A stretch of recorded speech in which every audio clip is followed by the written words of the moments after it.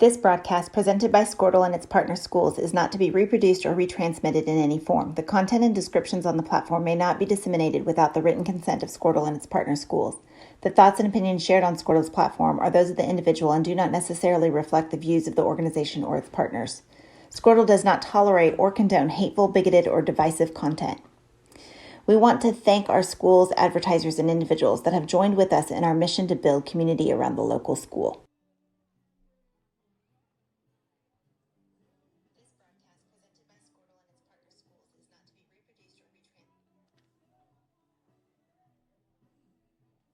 Support your school's booster club and get your business in front of thousands of potential customers. Talk about a win-win. Advertising packages start on this streaming station for less than $10 a game. Call 405-726-0835 or email adam@squirtle.com right now for more information.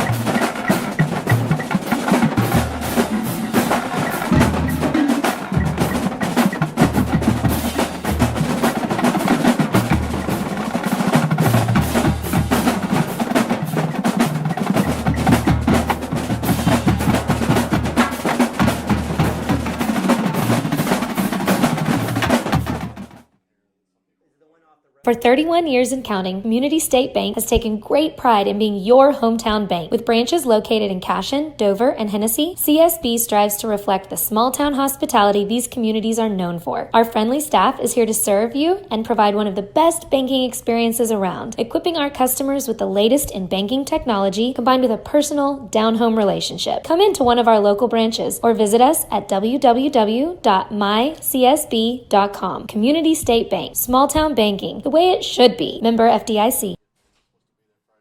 Christy Perry is a Cashion-based attorney providing clients in Oklahoma with trusted, experienced legal counsel regarding wills and trusts, bankruptcy, and other areas of law. Flexible scheduling is available to discuss your options, and your first consultation is free. If you need assistance regarding a legal matter, call your local Oklahoma licensed attorney, Christy Perry, at 918-373-0882. Our world is changing, but one thing is the same. We're here for you. In these uncertain times, take comfort in knowing that modern women of America is built for this. We are built to handle uncertainties, and we've weathered many in the past 137 years, including world wars, disease outbreaks, depressions, and recessions. You may have concerns about your financial plan, but you can also have peace of mind. You got this, because you have us. Hi, my name is Stephanie Woody, and I want to help you or a loved one navigate your way through understanding Medicare. It's hard getting questions answered when you don't know who to call or trust. I am local and appointed with all the insurance carriers in Oklahoma. You can trust me to help you apply for Medicare, make the right decisions based on your current financial and healthcare needs, and feel confident about your future. Act quickly. Annual enrollment period is October 15th to December 7th. Call Stephanie Woody, that's me, at 405-830-4966 to set up an appointment. Kyle and Gina Van Druff have the answers to all your real estate and insurance needs. These guys will have you covered in a one-stop shopping experience. They are local agents, local supporters, and active in the Cashion community. They are also proud parents of past and present Cashion students. Kyle and Gina help their clients make the right choice. Don't wait till it's too late. Call 405-607-4300. Go Wildcats and number 88. Let's have a great year. Walk it up. Get you some. At Maples Nixon Diesel Horse, we've helped a lot of people, and our goal was to treat each and every person like a friend. And as a friend, we've got your back, always. We understand what you're going through. Being lawyers is what we do, but it's not all that we are. We care. We'll stand beside you throughout the entire legal process, not just as lawyers, but as your friends. We are Maples Nixon Diesel Horse, and we are here to help.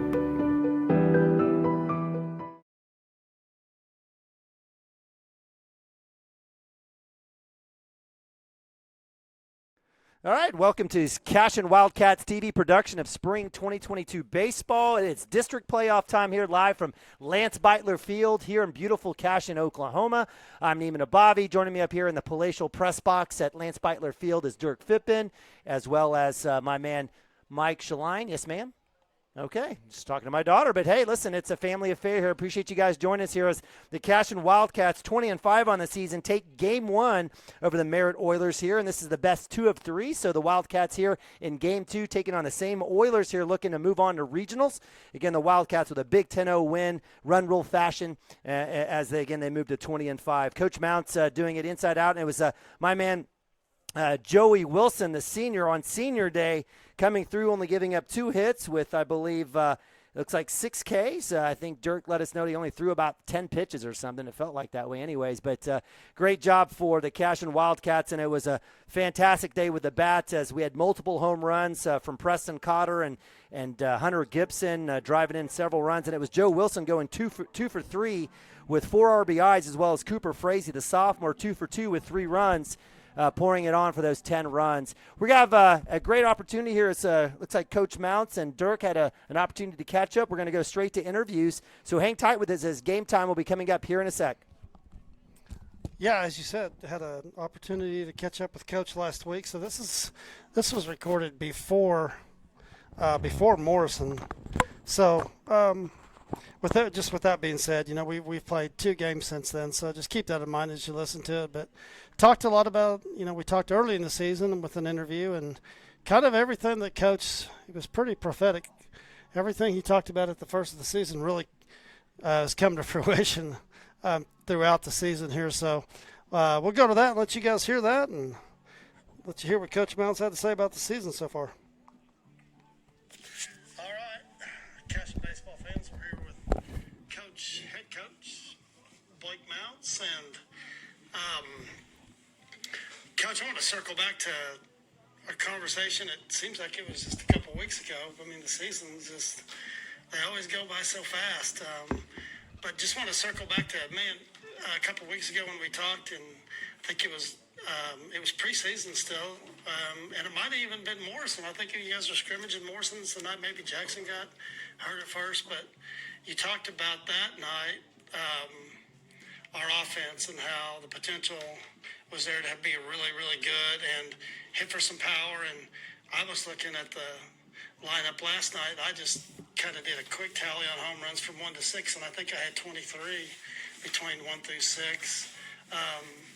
And then you started talking about your pitching, and if we could just throw strikes, I think we're going to be okay, and it might have to be a total team effort. But talk about how that's going, and I think you might have been a soothsayer, because everything you said, which was several weeks ago, which seems like just the other day, has kind of come to fruition. And so talk about your team, where you're at, and maybe as we go on here, we'll talk a little bit about the playoffs here and some things up going on before that you've got scheduled. But talk about where you're at, pitching and offensive wise, and we'll just listen to what you got to say.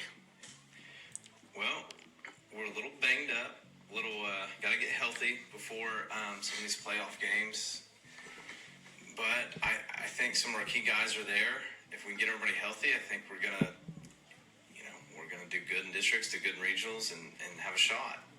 But we got to get everybody healthy.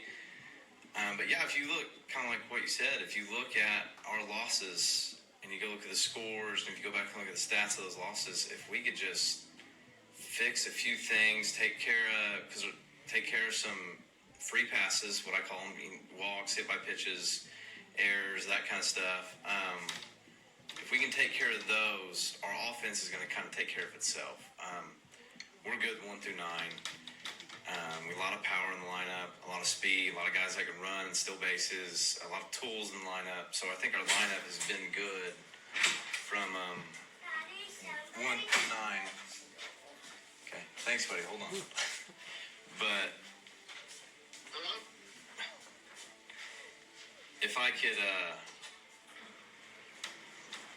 sorry. If we that's all right. It's all family here. All right. So little guy walked in, and that's all right. But if we can control the run game and quit giving up free passes, there's a possibility we could be undefeated. We had a game last night against Kingfisher. If you go look at the stats and how many walks and errors they had compared to us, we went to extra innings with them. It shouldn't even be close. And you can go back to a lot of our games like that. Our offense has been, I'll just go ahead and say this, it sounds cocky or confident, but our offense has been better than any team we've played. It's our, sometimes we don't show up on the mound, and sometimes defensively we have, I would say, a lack of concentration. But if we can clean those things up in playoffs, we're going to be a hard team to beat.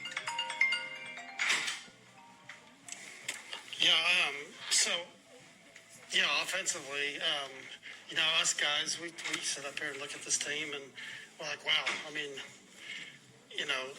is this one of the better offenses we've had in a long time? And we start comparing teams, and that's kind of fun to do over the years. But, hey, let's talk a little bit about your district matchup with Merritt coming in here. What are you expecting there? You look at the record, and it's kind of deceiving because they played in the I-44 tournament, which you have like Elk City, Clinton, Weatherford, Tuttle. You got some really heavy hitters, a lot of 4A teams that are really good. And so there's 4 losses there, and then they've played Leedy twice, which is a Class B powerhouse. They've beat them once, and then Leedy's beaten them once. So it's they're better than what their record shows. They're capable of beating you if you don't play well, and we've had those games where we haven't played well. So you just got to show up and play well, and I think we will be fine. But yeah, it should be a fun little series. I think if we show up, we'll take care of business. Talk about hey, you guys finished the season number 6. You finished the season ranked number 6. I don't remember.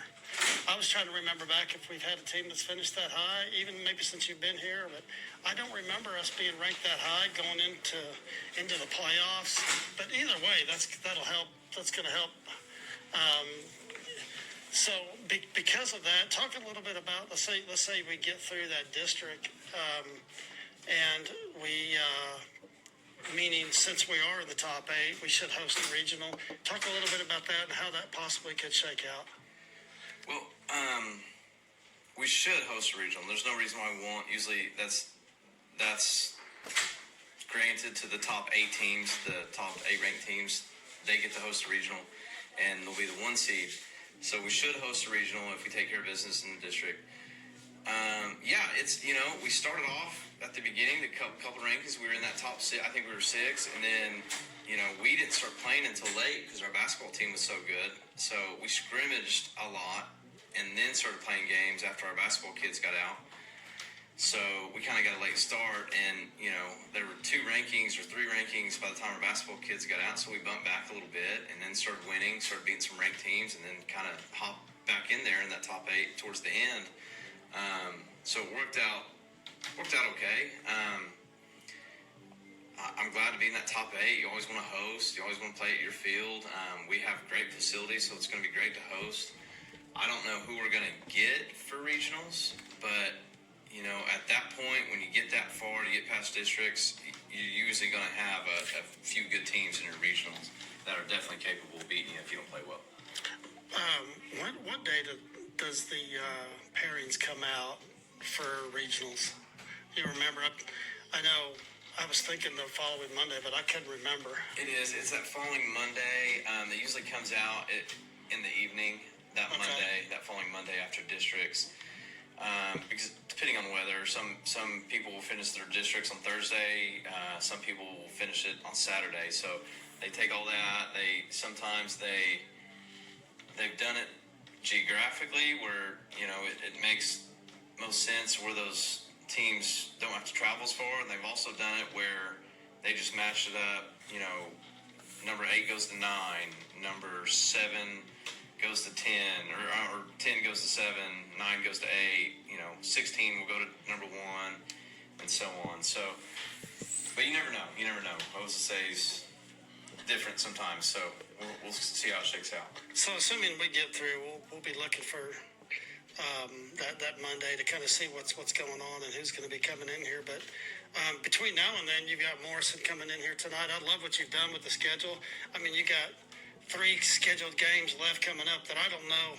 I'm looking at that going, that might be one of the harder schedules for anybody because you've got you got Morrison coming in here tonight. They're right behind you in the polls at 7. You talked about their arms a little bit. You and I talked about that earlier in the season. Then you got number 2 in B or A, Fort Cobb. Are they B? They're B, aren't they? Are they A?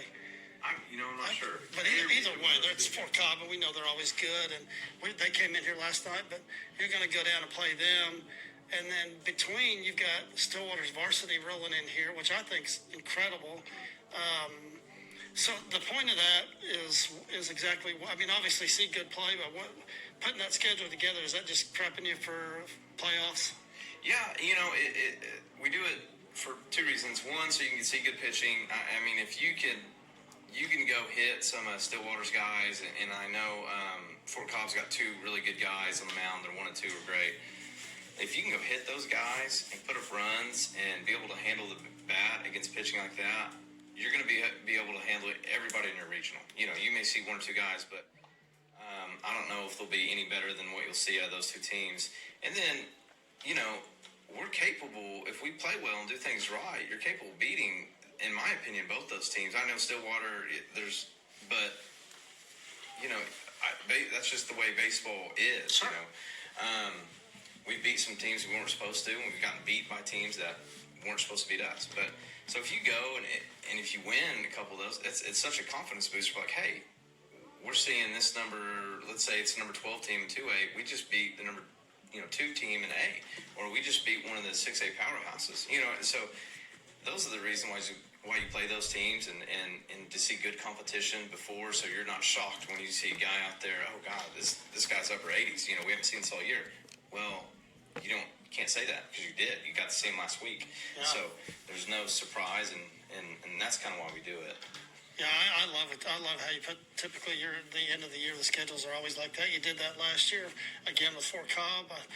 Dale came in here last year, and that was all right before the playoffs, and we did. I remember the Fort Cobb kid. I remember seeing him in the All-State game, and same thing with the kids from Dale. But, yeah, so you're getting your boys ready, and I'll be honest with you, and Nima and Mike and I have been talking as the year's gone on. Our offense, from just me watching baseball for a long time, I'm like, I put them up against anybody. We can flat hit. We can hit for a little bit of everything, power, average. And you talked about running the bags. We got speed. So it's all kind of about the pitching here towards the end of the year. And what are you thinking there? And how's that going to shake out? And is it going to be? Obviously, we know we got Cooper, who's just probably can go beat anybody if he's on any night. How's that going to look and kind of shake out in your mind for the balance of the season here? Or that's probably going to depend on who you get and what your draws are. And or do you just between now and the end of the season, do you just try to get everybody as much as they can go so anybody can be ready to go at any time? Or what's in your mind, kind of what's the plan there? Well, in playoffs, the leash shortens a lot. You kind of, before that, you have a longer leash. You're like, well, let's let him work through it. He's walked a couple or hit a couple, what I mean? So you let him try to work through it and try to build some confidence.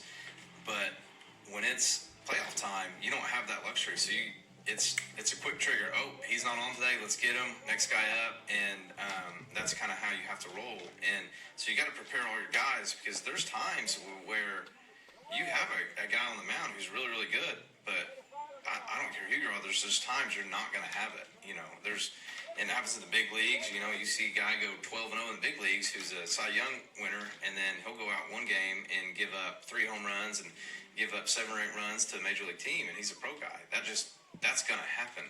So you got to have, guys that are ready to go in case that happens, and you got to have a shortened leash so you can't.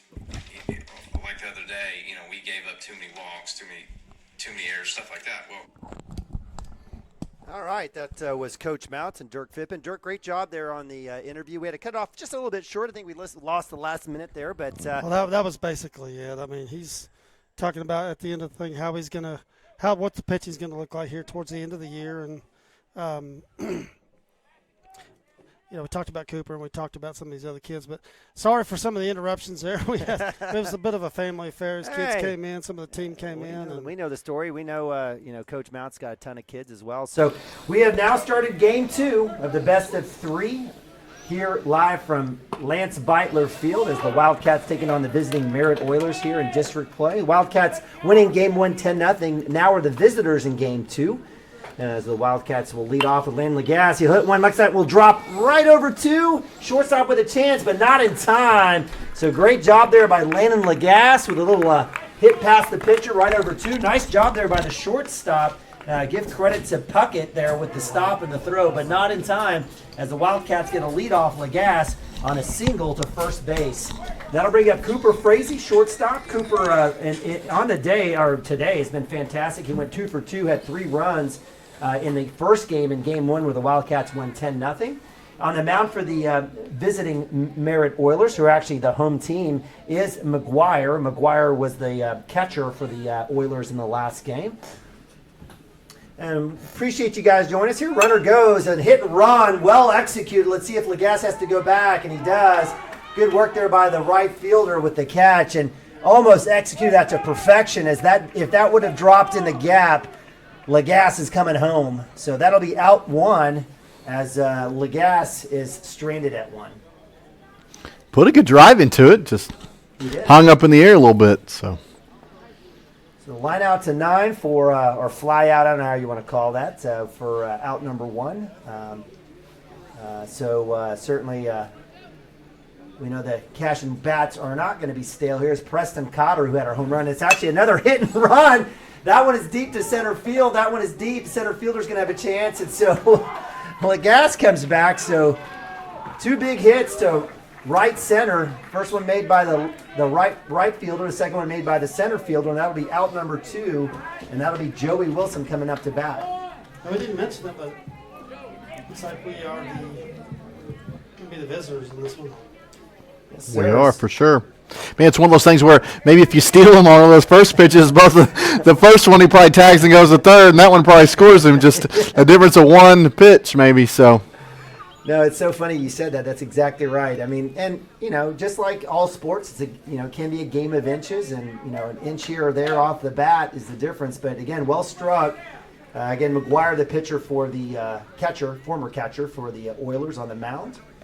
Again, replacing him was going to be, looks like Jones. Jones was playing second base for the Oilers last game. I'm sorry, yes, it actually was. So pass ball over the head of number 12, Vaught, I apologize, who pitched the last game. That'll move Lagasse over to 2. And I can smell Buddy's French fries in here from Terrell Frazee. Poo on you. Anyway, it smells wonderful. They're excellent. No, it's okay. Oh, no, he's sharing. No, sir. No, thank you. I appreciate you. Sharing is caring. In fact, Terrell, thank you for Terrell let us borrow a TENS unit as Nick is working on his elbow at home. So count goes to 3-0 for Joe Wilson. This is an auto take. This will most likely be a strike if I'm calling the game. And it will not be. Oh. The world's latest strike call. So Joe was ready to go. He looked back, and we had a little TIA there for the that would be a trans-ischemic attack for the plate ump. And we can't do this without our umpire. So big thanks to our field and plate ump here coming out here today. So 3-1 up top. That will be ball 4, no doubt. So as Joe Wilson trots to 1, that'll bring up sophomore Derek Shaline playing catcher today. So runners at first and second, 2 outs. It's a great time for my man DS to get on court.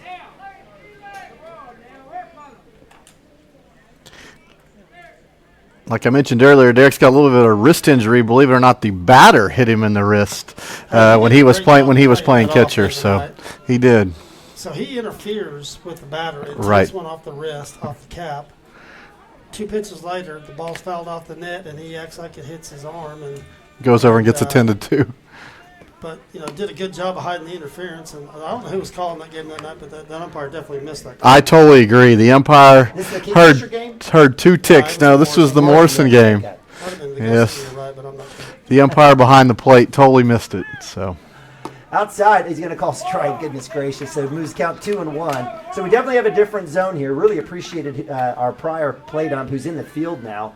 I thought he did a really good job being consistent through at least 4 innings until it got out of hand. So 2-1, struck, well struck. That'll go foul. That's going to hit somebody's car or a bus over there on the right side. Looks like it's going to be a red Escape or Ford. I don't know. Is that? Yeah, that is a Ford Escape, isn't it? I think that is. Or no, not Escape. Expedition. I apologize. Expedition. The SUV. There you go. He's not moving metal this I owned week. an Expedition. It was fantastic. 2-2, 2 outs up top. That's going to be a pass ball, wild pitch actually, and that'll move runners to second and third. So that one didn't hit the ball. That one went over the ball. Right. So full count.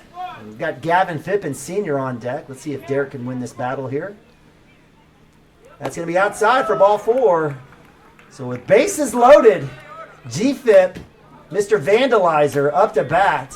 Tagger, the little tagger. That's right. We'll take a tag one way and a tag this way. Right. So finally, Derek gets on base. So Nick Nababi, it took him a whole game, but he gets to go out there and do a little courtesy running, catcher for catcher. Nick Nababi's got his brace on his right hand or right elbow on. Is he going to be back for Stillwater? I think. Okay, I'm assuming we're going to win this game. Okay, so that's an assumption. But if we win this game, I think he will not be. It may be up to him on how he's feeling, but it's a game that really doesn't matter. Right. But I think if you were asked Nick, a competitor, I think he'd want to play against 6A Stillwater that's got a bunch of studs on there. So I got looking at some of the rankings this week and saw in one ranking they had Jackson Holiday sitting there as the third pick in the draft. Wow. And then they've got a couple other kids too. So another Holiday, and then got Gunners on that team as well. So they're pretty good. They're pretty good. Phippen, healthy hack at a fastball inside for strike 1, 1-1. Again, Gavin. I think he's been over there working and kind of dropped on his backside and popped 2 up in the previous game. So trying to fix it. I like it. Get on top of one here. He does. That's well struck. That's trouble, actually. That's going to drop. Let's see, and it will be caught. So nice work there by the second baseman. That'll be out number 3 on the pop to the bled to the gap in between the right fielder and second base, and that'll be in as the Wildcats strand 2. And give credit to the Oilers holding the Wildcats to no runs as we move to bottom of 1. We'll be right back right after this. Founded by Jesse and Amy McCracken, Rural Pest Solutions is a Cashion-based, family-owned and operated company. Our focus is on providing the highest level of customer service while effectively treating many common invaders, including spiders, ants, roaches, mice, mosquitoes, fleas, ticks, and termites. Flexible scheduling and superior customer service are our top priority. Call us today to schedule your appointment. 405-283-6565. Cashion FBC is a church seeking to grow in Christ and our love for the body of Christ. With ministries from children to youth to adults, we strive to present the gospel in an engaging and meaningful way. Sunday school meets at 9:45 a.m. and worship starts at 11 a.m. Children and youth meet on Wednesdays at 6 p.m. Please check our website at cashionfbc.org for more information, and we hope to see you this Sunday, located a half-mile east of Cashion. Dr. Matt Dieselhorst at Dieselhorst Sports and Orthopedics can help you get game day ready. Dr. Dieselhorst works with athletes of all ages, taking a coordinated approach to accelerate return to play and maximize athletic performance. His work with pros in sports training, injury prevention, bracing, functional rehabilitation, and imaging works seamlessly with his medical and surgical expertise. Get started by going to Dieselhorst Sports and Orthopedics. Let Dr. Matt Dieselhorst get you back on the field, backing all Oklahoma athletes on the field and off. All right, welcome back to Lance Beitler Field here live from Cashion, Oklahoma, in beautiful Cashion, Oklahoma. It's the Cashion Wildcat TV production of playoff baseball district time. Game 2 here is the Cashion Wildcats, number 6 and number 6 ranked in Class 2A, taking on the Merritt Oilers here. The Wildcats winning game 1 10-0 here, and actually a good outing by the Merritt Oilers, who are the home team here in Game 2, as pitcher McGuire out on the mound held the Wildcats scoreless. The Wildcats stranded 2, and it'll be senior Ben Harmon on the mound. We had Joey Wilson in the first game, a complete game victory for my man Joey. And now it'll be Ben Harmon's turn. For the Wildcats, we've got Ben at pitching. We've got Derek Shaline at catcher, Joey Wilson at 1, Jackson Miller Sr. at 2, Cooper Frazee at short, Cotter at third, and around the horn in the outfield, it's Phippen, Lagasse, and Higdon from left to right. Pretty much the same thing. Joey and Ben just trade places. And Ben's been good. He's had to jump in there and throw this year with some of the injuries we talked about. And got banged around one game, but outside of that, he's really pitched well. So I wouldn't expect any different from him. As I say that, he gives up a base hit. So Flowers, a base hit. Cooper Frazee was eyeing that, trying to climb a ladder, thought about it, let it go. So well struck by Flowers. He had actually one of the 2 hits in game 1 in fact, it was a leadoff hit for the Merritt Oilers in game 1. So good work by him. And that'll bring up pitcher McGuire, number 4, right-hander for the Oilers. See if Coach Smith will do any small ball here, again with no outs. A little back move there. Nothing there as Joe Wilson, we call him Houdini at first base, working his magic. Maybe we call him David Copperfield because Houdini was he was an illusionist. He was more of an escape artist, right? There's a nice pitch there by Harmon. Should have been a strike, was it? Yes, it was. I think it was. So he gets ahead 0-1 here against McGuire. Pitcher versus pitcher. One thing about Ben's fastball, he can spot it up, but there's not a lot of movement on it, and he does have a little changeup, and he's a 3-pitch guy: curveball, changeup, fastball. And expect him to do well tonight.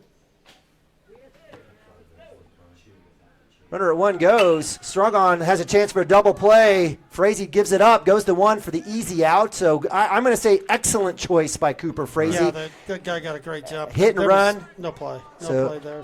So Cooper, showing his wisdom beyond his sophomore years, is able to get the scoop. Eyes second base, passes it up, and it'll be a 6-3 put out at 1, and that'll bring up Frias, number 20, third baseman for the Merritt Oilers. We've got a very aggressive and very boisterous breaking ball strike. I was about to say, should have let Ben kind of have that time to himself. That was a beautiful pitch inside, broke back in. It was fantastic for strike 1. But we've got some great fans out here for both sides. Very vocal.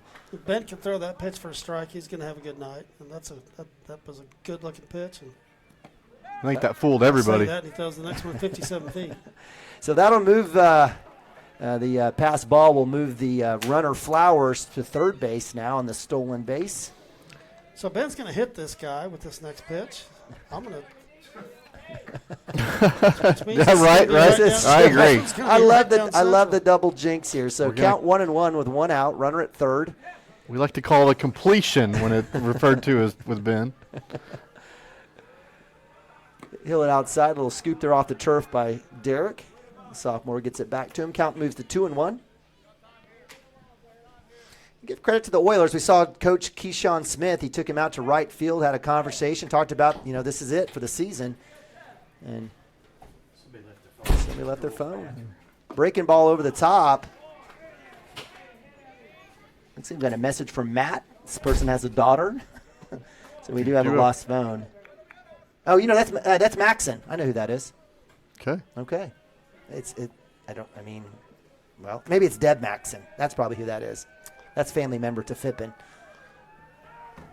Throw to 3. Nice work there as Harmon holding Flowers at third. Count moves to 3-1. Again, 1 out. Situation here where Ben doesn't necessarily have to throw something right down the middle. I mean, we can afford a walk. He'll go fastball, gets him swinging, so it'll move the count to full, 3-2. I think he wants to get him himself. He'll do it. Got him chasing that one. So let's see what Ben has in store here. I was to say Coach Mounts as Derek Shaline gets the sign in. Again, runner at third, 0-0, bottom of 1. Oilers are the home team in game 2 here of district play. Appreciate you guys joining us here on Cashion Wildcats TV, CWTV. As part of the Squirtle Network, the #1 network here in the state of Oklahoma. Appreciate you guys doing that for us. Over 220,000 views already this year. Fastball swung on, shot, foul ball. So good battle there as number 20, Frias, the third baseman, stays alive. Dirk, I know you're a big fan of those jogger pants for baseball. I know you are. I don't think they're called jogger pants. Yeah, there's something. There's those elastic elastic ankles on the pants, right over the ankles. Reminded me of 1984. Yeah. Fastball shot. It's going to be a base hit, RBI. So that one will go into left field. Well struck there by number 20, Frias, and that's a run for the Merritt Oilers. Well, 3-2 pitch, just a little bit too far over the heart of the plate, and drove it into left field and scored the first run of the day for Merritt. So that'll bring up 4-hole hitter number 15, Erizpe. Guys, I apologize. Good luck with that one. That's a tough one. I think it's Erizpe. We're going to go with it. Sounds close enough. He's DH in 4-hole here. That one's in the dirt. That one will go past Derek. Doesn't know where it's at. Someone needs to help him. He'll eventually find that as Frias, who was not a contender for a stolen base, actually took his time and trotted down to 2. So with a pass ball and runner at 2, count goes to 1-0.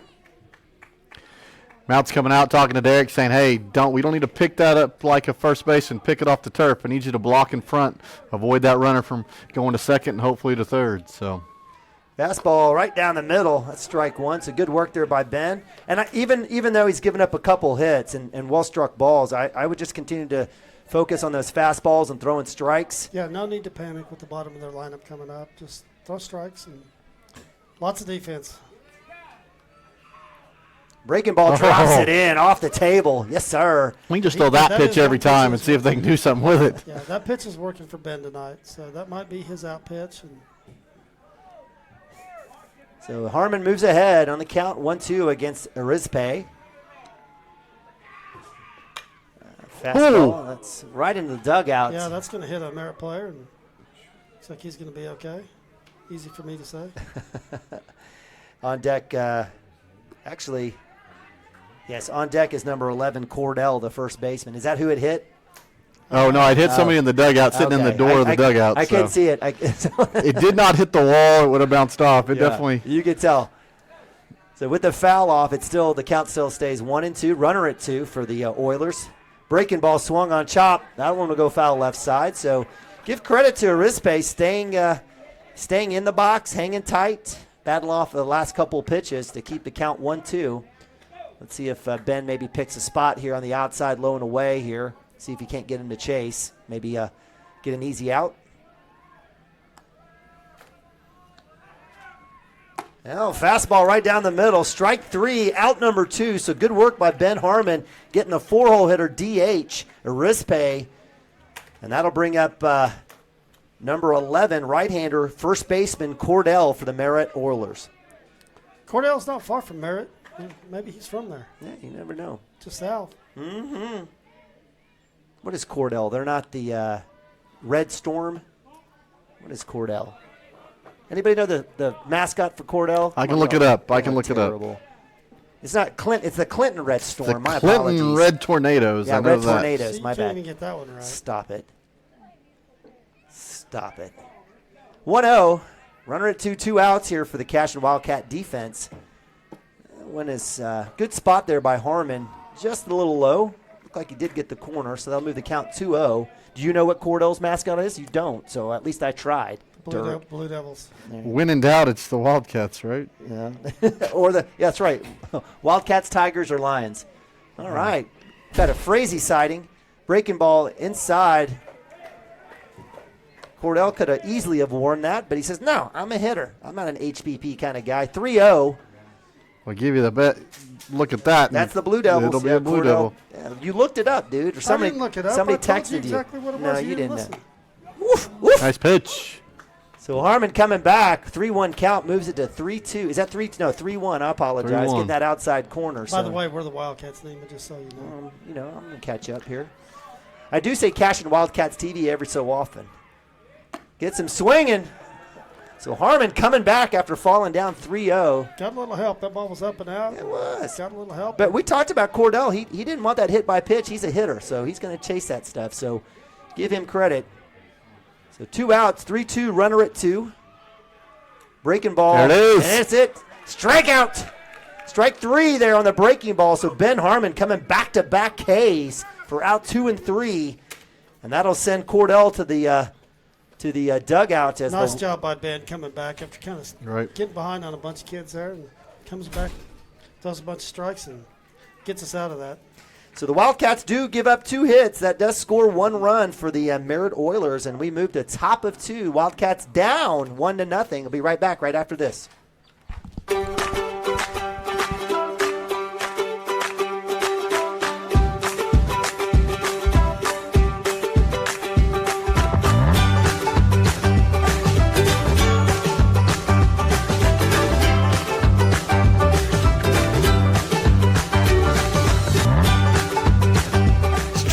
Oklahoma's #1 high school streaming service, Squirtle.tv. Find out more at Squirtle.com/stream.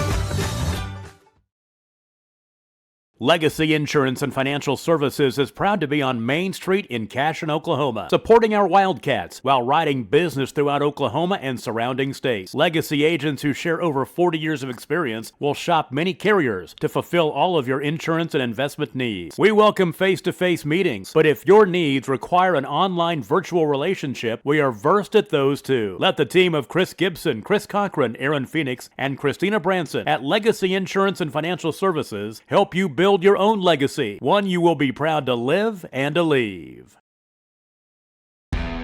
Team up with Pioneer iVideo and start streaming the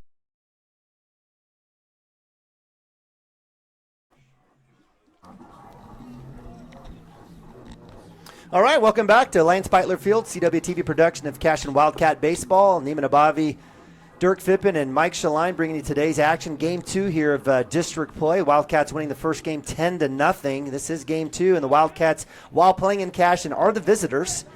Wildcats held scoreless in the first inning, did allow one run to go through, so find themselves down 1-0 as sophomore Hunter Gibson, DH, up to bat. Hunter Gibson takes first pitch swing, inside pitch for strike one. Hunter went 2 for 3 in game 1, had a home run, a 2-run home run, also had 2 runs to add to himself. So the sophomore definitely picking up here over the last few weeks coming back from that injury. 0-1, hit, well struck to center field. Will have a chance to drop, and it does, but not until it finds the glove of center fielder. And where in game 1 the Wildcats were hitting and finding gaps or over the fence, give credit to Oilers standing in the right place at the right time and making plays out in the outfield. I see the center fielder shaking his hand as that was well struck by Hunter Gibson, but that'll be a leadoff out one, and that'll bring up Ben Harmon, the senior pitcher for the Cashion Wildcats. Showing bunt, pulling back, but strike nonetheless. Ben did a good job in the first game getting one down and beating that out, and I believe he came around to score. See if he can get us started here. Outside up high for ball one. And the scary thing here for the Wildcats, McGuire's got a little bit more speed. He's thrown a little bit more than the game 1 pitcher, Vaught. That one is popped up. That's going to be danger. It looks like the center fielder's going to be able to grab that one. So he will get out number 2 as Ben Harmon is out. The fact that the Wildcats have found him early on and are striking the ball well, right, it's not a good sign if you're a Merritt Oiler, right? So this is not just Homer television talking. The Wildcats usually take a little bit of time to catch up, but, as the Wildcats, as you say, Dirk, walk their way through the lineup, it should be good work there for the offense. That'll bring up Jackson Miller, 9-hole hitter for the Wildcats. There's a first pitch strike that was inside. Looked like it got the plate. I thought it might be a little high, but that'll be strike one. Well, the difference in this game from last game is this kid's throwing strikes. And yeah. We're still hitting the ball hard, like you said. They're just hitting some balls right at them. If that happens through 7 innings, credit to them. But yep. Absolutely. So Miller takes ball 1. So 1-1, 2 outs here. A little 2-out rally for the hometown Cashion Wildcats here in district play. Comes inside. Same pitch. He's wearing that inside corner. Moves it to 1-2. So Miller will have to battle back as he has a little conversation with Coach Mounts about inside pitches. Just choked up a little bit. See if he can put it in play. Takes a swing, and that'll be strikeout. Number 1 for McGuire, but I'll be out number 3. The Wildcats go down 1, 2, and 3. And we'll move to bottom of 2 right after this. Most popular TV shows and movies from your favorite devices today. Download the iVideo app and start watching anywhere in your home using Pioneer Internet. Each package includes free high-definition and cloud DVR features like video on demand, Restart TV, and Replay TV, just in case you forget to record a program. Visit GoPioneer.com for more details and compatible devices. Some restrictions apply. At Water Heater Man, we specialize in repairing and replacing all water heaters. We service the OKC Metro and surrounding towns with fast, reliable service. We keep our vans fully stocked with essential parts needed for basic repairs, and new tanks are always on the vans ready to go. We offer free estimates on all jobs with financing options available. We match manufacturer's warranty for all newly replaced water heaters. We'll get your water heater back up and running as fast as possible so you don't have to put your life on hold waiting for service. Give us a call today, 405-844-TANK. That's 405-844-8265. Go Wildcats!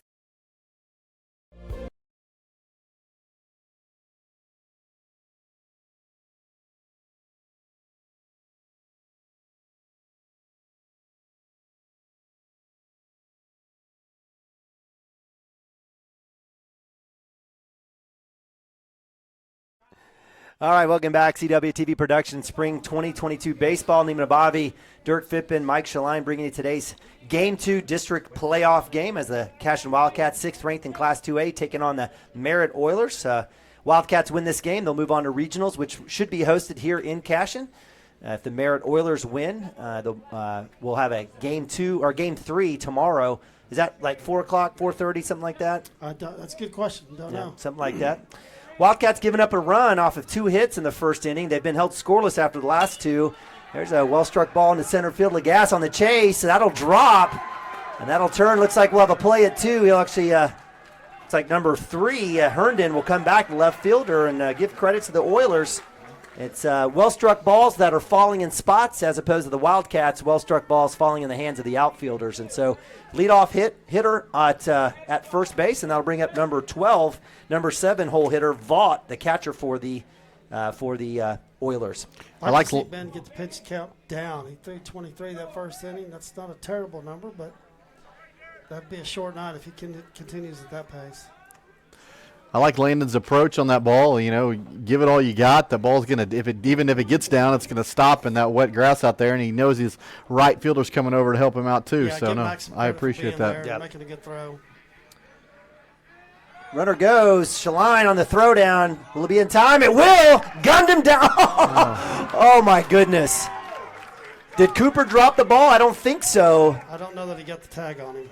Okay, well, the throw was in time. Yeah, good spot. It was a tough hop. Cooper gloved it. I just don't think he got the tag there. And it was in time. Yeah, the Merritt coach was very unhappy. I don't know if that was a hit and run, and his batter did not swing at all, but he was not pleased that he didn't protect him. So foul ball. Do we have interference or a foul ball? So we'll be foul ball. So thankfully there. So stolen base there for Herndon. He finds himself to 2 after the hit to center field. Vaught now 1-1 on that foul ball. No outs here. Vaught doesn't look like the type that would throw a bunt down, but you never know. As again, working with a 1-0 lead, let's see what Coach Keyshawn Smith would like to do here. And he put a little pressure on the Cashion Wildcats. Again, no outs. On deck will be number 10, Jones, second baseman for the Oilers. And a little excitement here from the Oilers dugout. Fastball swung on. That's a foul ball again. Yeah. A little late on the call, but. Yeah, it's okay. So count stays 1-2. Or I actually moved to 1-2. I apologize. So good work, Ben, working that inside part of the plate, getting Vaught to chase. Ben's got a pitch to work with here, so anything right down the middle would be good here.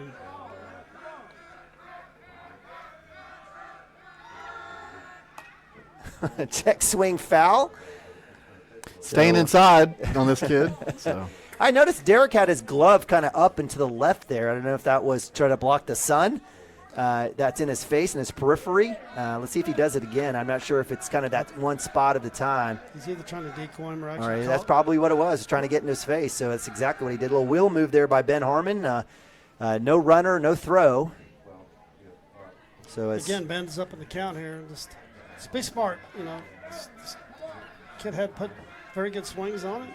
Something outside here. Or breaking ball. That one is fouled off over the screen, and so count stays 1-2. Ben's thrown 4 or 5 of those curveballs, and all of them have been in there for strikes. So let's see him just throw that down there, Derek's right foot, and see if we can get him to chase here. He's still up in the count. So 1-2, no outs, runner at 2. Oilers threatening to add to that 1-0 lead here. Bottom of 2, fastball outside. Doesn't get him to chase that one, so the count can go 2-2.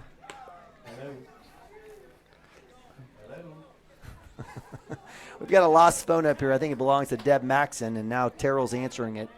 We'll see. Nobody wants to talk to you, Terrell. They're like, wrong number. Where's Deb Maxon? 2-2, pitch. Fastball down the middle. Give credit to Vaught.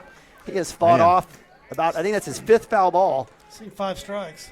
Yes. So count stays 2-2 here with a foul. Runner at 2. It's one of these moments where you'd like Ben to come back here and get the K. Come back with that breaking ball that's worked so well. There's something down here. That one is well short, so good job there by Derek. Sophomore coming up, gloving that one, holding the runner at 2. So count now full, 3-2. Coach Mounts bringing the outfield in a little bit. Well, this guy's been late on everything, and he's going to just cheat Maxon a little bit. So ball 4, so good work there by Vaught. He was down 1-2, works all the way back, gets ball 4 with the walk. Yeah, he did a good job there. Saw 9 pitches. So runners at first and second. That'll bring up the 8-hole hitter, number 10, second baseman Jones. Fastball should be strike, and it is. Jones in the first game had a ground out to third, had 2 ground outs to third, actually 2 5-3 ground outs in inning 3 and 5. Well, I'm going to call a 5-3 double play. That would be fantastic. And there's a possibility here for that with no outs. Gets strike 2, great spot. Jones doesn't agree with it, but a nice little job there by Harmon. Dropping that one right in the pocket. So 0-2, well ahead. I wouldn't mind a little double play here, no regardless. That should be it, strike 3. Call it, it is. Punch him up. Backwards K there for Ben Harmon getting Jones, and that'll be out number 1. So the Wildcats getting their first out here, bottom of 2. We move to 9-hole hitter number 6, right-hander Newton, right fielder. Yeah, it'd be nice to get a double play here before we get back to the top of the lineup. Right. Something hit hard to Cotter would be nice. Let him just step on the bag and go corner to corner here. Shut this thing down. It's the outside corner for strike 1, so Ben warming up here. So that's 0-1. Newton in game 1 only had 1 at bat. It was a pop fly to short. I'd take that right now as well. Absolutely. Hey, get Ben credit here, too. He got 2-1 quickly, and he's come right back and he's throwing some strikes. It's him chasing up top for strike 2. On deck is leadoff Flowers, the center fielder for the Oilers, who had that hit and run. He's had a good day. Yeah. Flowers? Absolutely. Yeah, heck yeah. He had a hit backwards K. He was 1 for 2 in the first game, and already starting off with a hit here today in game 2. So 0-2 for Harmon, 1 out. Catcher busting way outside here. See if he'll chase.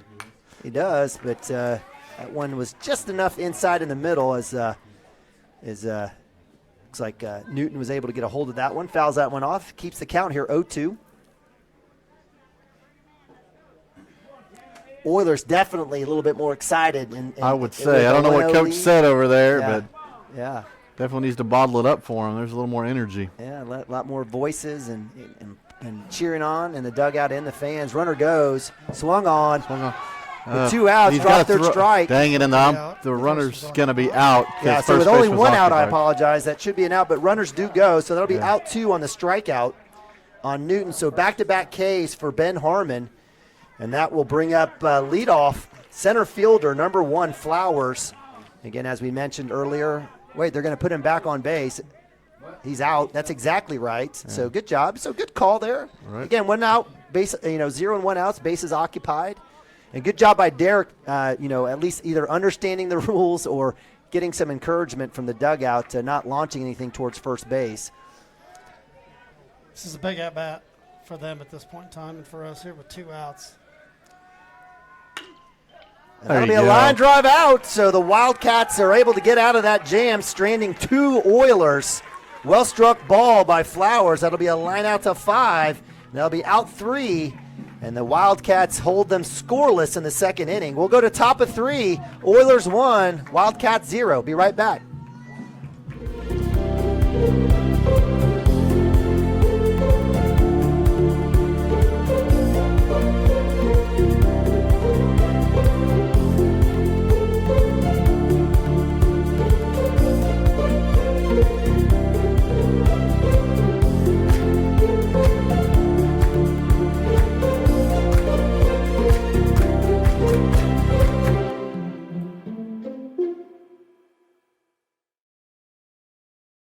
Cashion Shape Up Fitness is locally owned and operated with no contracts or sign-up fees.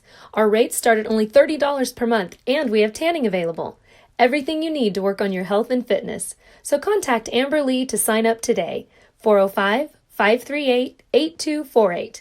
And don't forget to check us out on Facebook, Cashion Shape Up Fitness.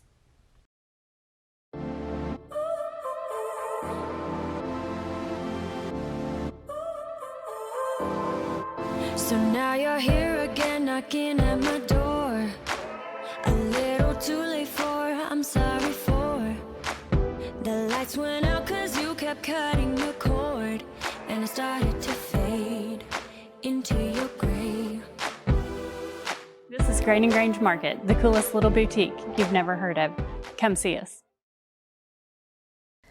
Wiggins, Sewell, and Ogletree is dedicated to championing our clients through complicated and challenging litigations. We pride ourselves on a proven track record of success brought forth by fierce litigation skills. The lawyers and staff of our firm are dedicated to effective and personalized representation for every client who entrusts our service. Uncompromising integrity, unparalleled results. Call Wiggins, Sewell, and Ogletree, 405-232-1211. All right, welcome back. Top of third action here live from Lance Beitler Field. Neiman and Bobby, Dirk Fippen, Mike Shaline bringing you today's action as the Wildcats are in Game 2 of District Playoff, taking on the Merritt Oilers here live again from Cashion, Oklahoma. As we move to top of 3, it's the top of the lineup. Landon Lagasse up to bat. Landon earlier in the game had a hit, was left stranded. It's time to start seeing some pitches. Right. We let him get out of that last inning with 8 pitches, and yeah, we need to see some pitches here. We've been through the lineup once. It's time to get after it. So give credit to McGuire, the pitcher here in Game 2 for the Oilers. Gave up 1 hit in the first inning, did have a strikeout in the second. Lagasse, he'll foul that one over us. They'll move the count to 1-2 on deck. Cooper Frazee. Again, the Wildcats in the top of 2 went down 1, 2, and 3. So hoping to, as Dirk offered up, maybe get a little bit more action here out of the. We had some hard balls. We did. We have. Yes. 4 or 5 of those been hit hard. And I did think it was interesting. I was talking to Landon. I said, "Hey, how come you use the white bat sometimes and the blue bat sometimes?" And he goes, "It depends on the speed of the pitcher." Huh? This is his bat that he thinks is a little bit. He just feels it's weighted a little bit differently, so he uses this one on faster pitchers. So. Okay, so a little bit, maybe a lighter bat, maybe. Right. Okay, so hey. Who says physics is dead in baseball? So 2-2 here as Lagasse leading off the Wildcats top of 3. Little chopper to short. See if he's got a chance to make a play. Glove is there. It's missed. So Lagasse will turn. He's going to have to hustle. Throw is there. Is it in time? Is he outside? And he'll be called out.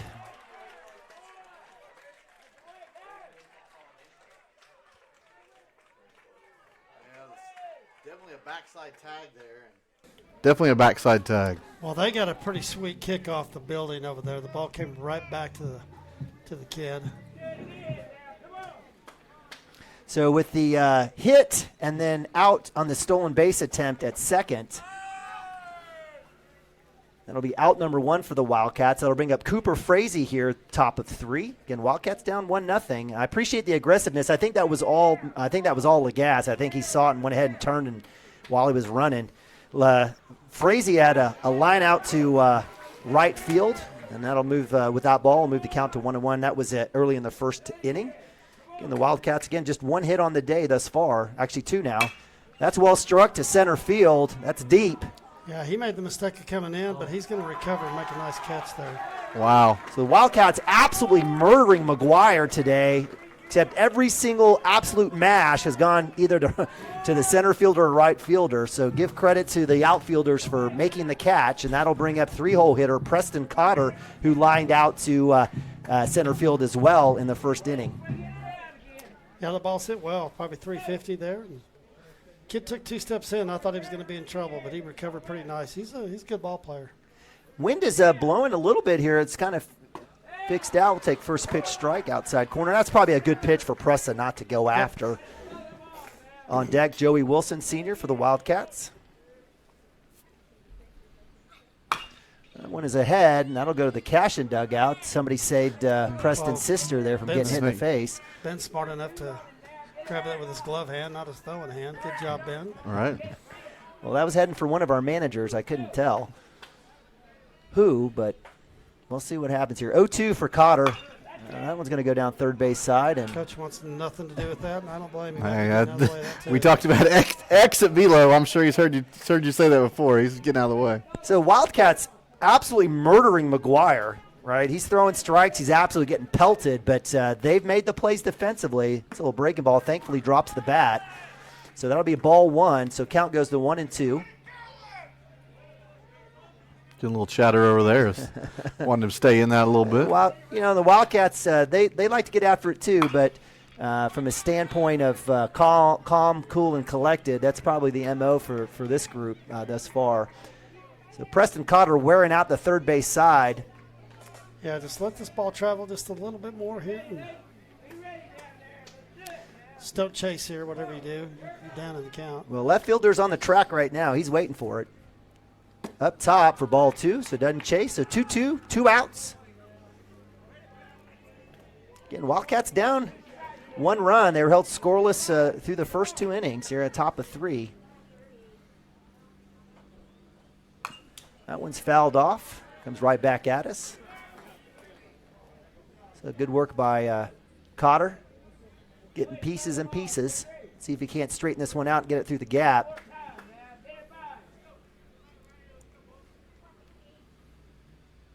That one's in the dirt for ball 3. Would have loved to have Lagasse on the base path for that one.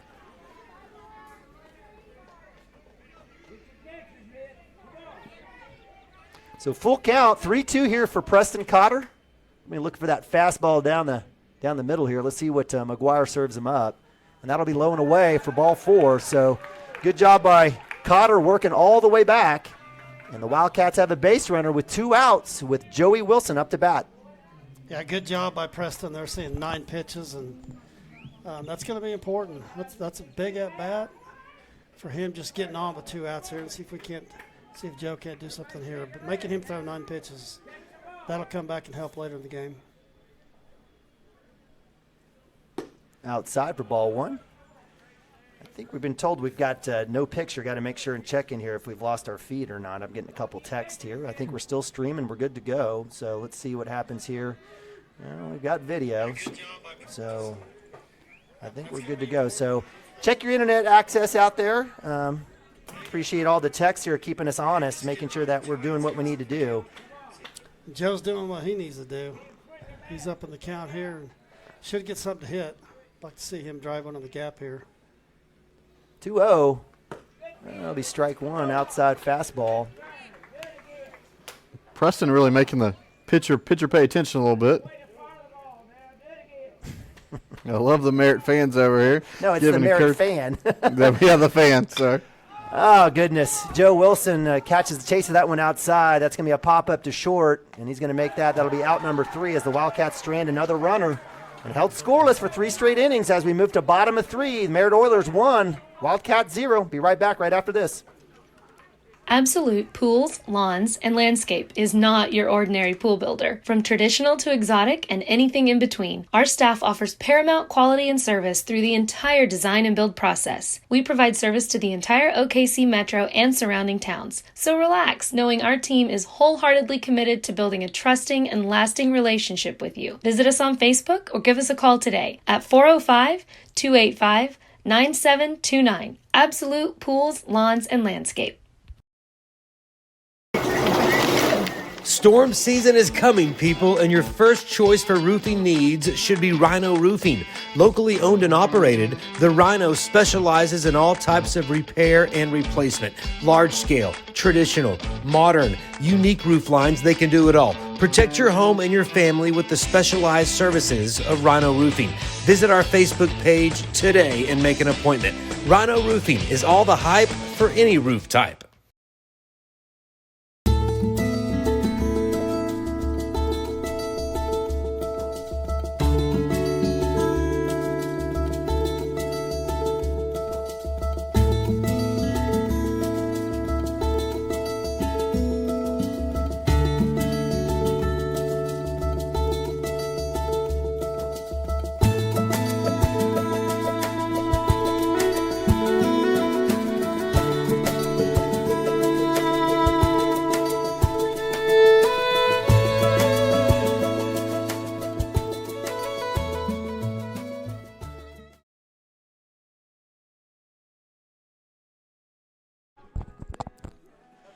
All right, welcome back. Cashion Wildcats TV, district playoff action, game 2. Wildcats taking on the Oilers. Wildcats down 1-0. It's been scoreless drought here. Wildcats smacking the ball but can't get any runs in as the Oilers here at bottom of 3, the home team in game 2, up to bat.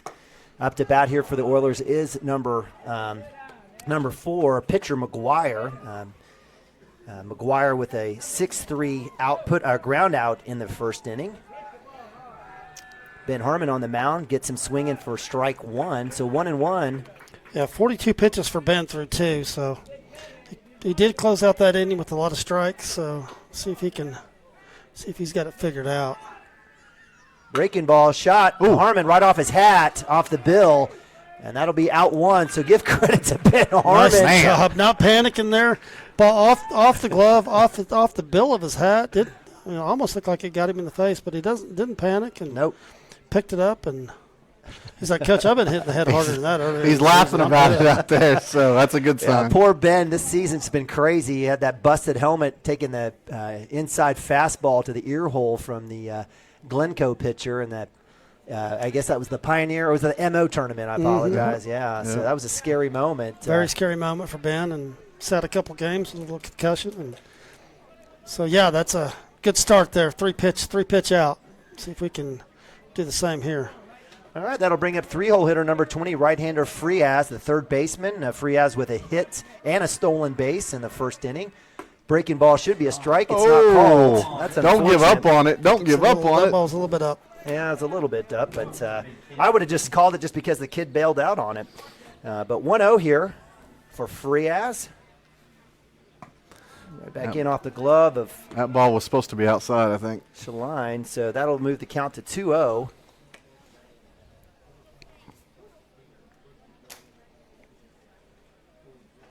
Again, Frias with a hit and was left stranded in the first inning. Swung on and missed. Great job, Ben, coming right back. So 2-1. Yeah, Randy's over here saying it's the Blue Devils. Well, that's what I told Nima, and he didn't believe me. But you said Blue Devils. I believed you. No, you didn't believe me. I just wanted to see the confirmation.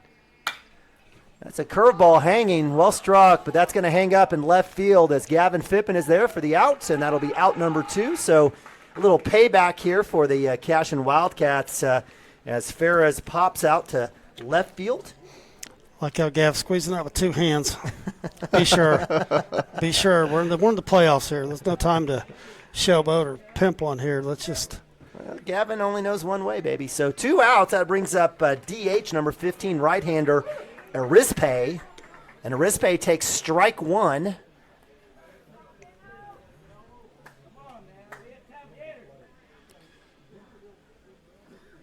It's that corner strike, too. Nice. So Ben's been living there, done a great job of getting that outside corner against this right-handed centric batting team here for the Oilers. Yeah, this is the first inning. He's got more strikes than balls, and 7 of those strikes, 3 balls, and there's another one. So there you go. Got a boy, Ben. So we'll give him the swinging strikeout, out number 3. So 1, 2, 3 go the Oilers down in order.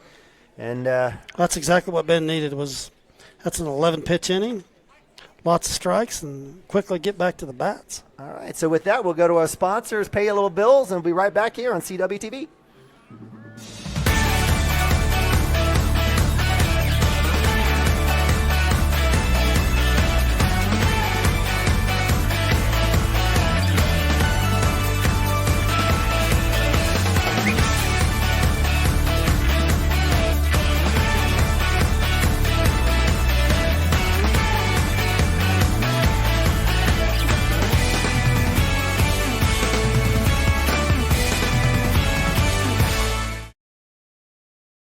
Support your school's booster club and get your business in front of thousands of potential customers. Talk about a win-win. Advertising packages start on this streaming station for less than $10 a game. Call 405-726-0835 or email adam@squirtle.com right now for more information.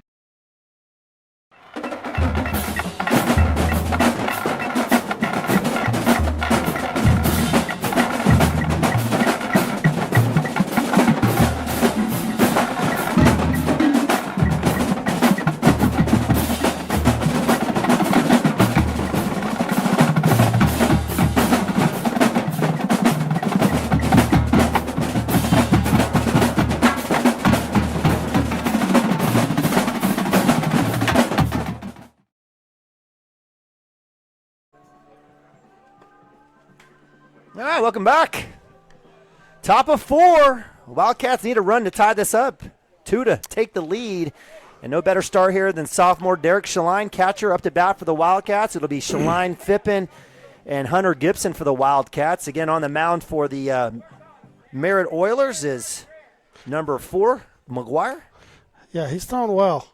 Give him credit. And one thing about this team, either one of these next 3 guys with one swing can tie this thing up. So. Yeah. Absolutely. But it's important that we continue to see some more pitches. We did a better job of that last inning, and Derek's quickly down 0-2 here. So Mike's conversation with Derek did not work. So, yeah, maybe it did. Hey, just wait. Yeah, he's not done. At-bat's not done, brother. 0-2 here for the sophomore. Things slowing down here a little bit for the pitcher. Up top, getting chased, and getting a strikeout. It just proves Dad knows nothing, I guess. Yeah, stay up here next time, Mike. Right. No need to go talk to him. I just thought he was you want to let the ball travel and let it get deep. I just thought he was letting it get just a tad bit too deep, but didn't matter there when you're swinging a step outside. Well, that was a breaking ball as well, or change-up of sorts. So that'll bring up senior Gavin Fippen, the left fielder, who had an out in that last inning there against the Oilers. Gavin on the day had a pop to second. It was a deep pop. He'll stare at first pitch strike. 0-1. So give credit to McGuire. He's giving it all he can for the Oilers, keeping the Wildcats scoreless through 3 1/3 here. Coming into this, Gavin was swinging a hot bat, and he's kind of dropped the backside a little bit here. And popped out a couple times. See if he can make some adjustments here. Okay, so with the outside pitch, the count moves to 1-1 against the right-hander. Righty versus righty here. That's outside off the shin guard. And that's the thing. The Wildcats have just kind of been, again, when we've had chances to have base runners, I guess it was Landon with the. Yeah, we've left 3 on's been it, and we've had some hard hit balls right at them. So that's well struck, and right to the left field. The left theme fielder for the stumbling, game right trying there. to figure it out. Well struck ball. And again, it's always better to be lucky than good, and that's what the Oilers have been today.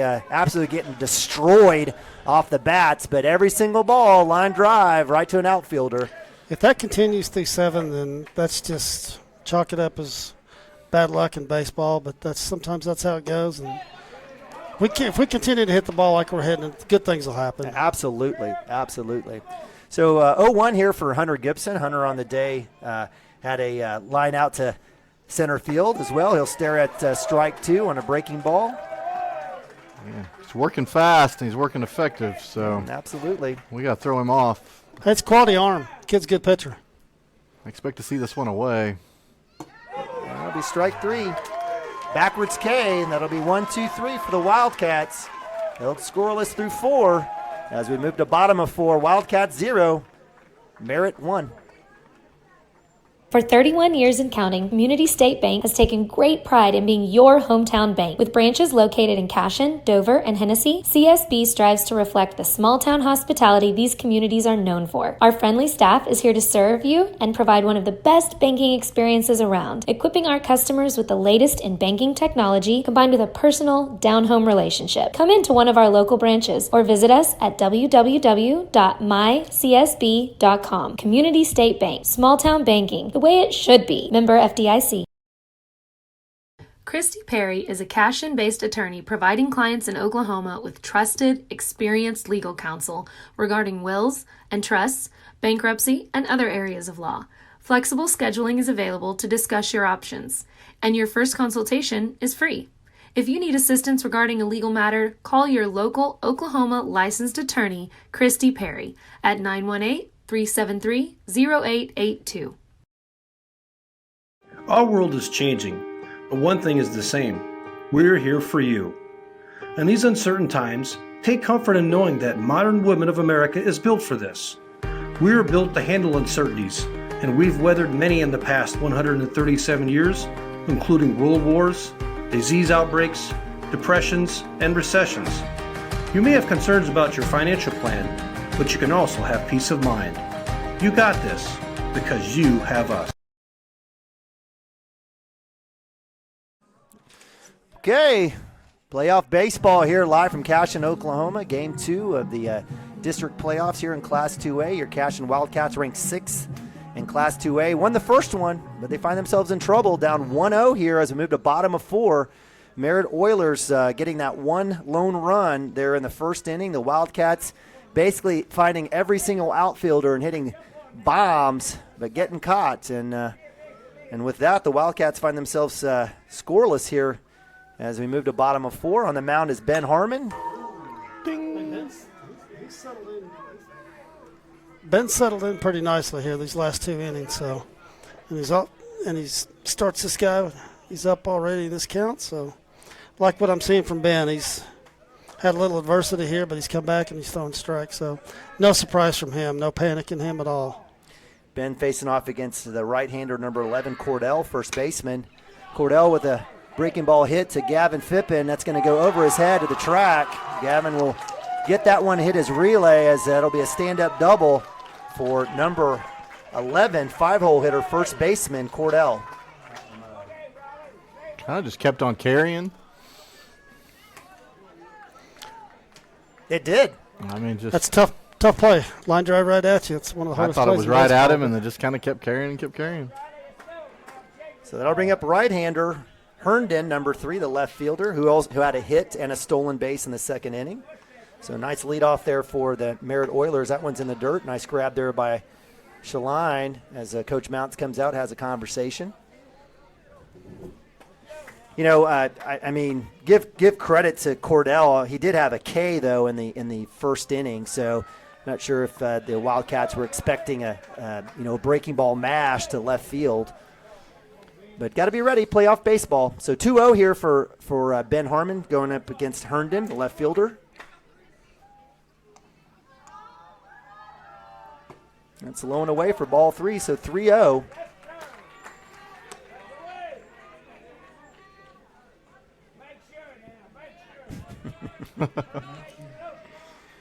I love the coaching back there. Yeah. 3-0, no outs, little wheel move. No throw there as Herndon was about 3 inches off second base.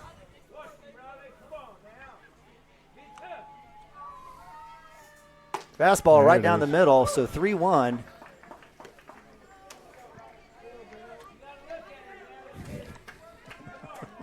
You can close that other window if you want. Right.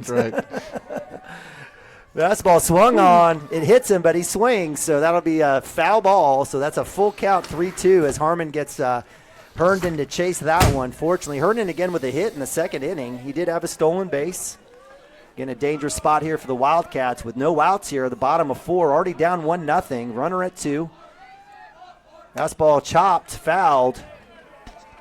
Count stays full. It's one that's so frustrating as a pitcher here. 3-0, you come back, get 2 strikes, you want one more, you throw it right down there, and he fouls it off. You're like, I'm battling here. Come on now.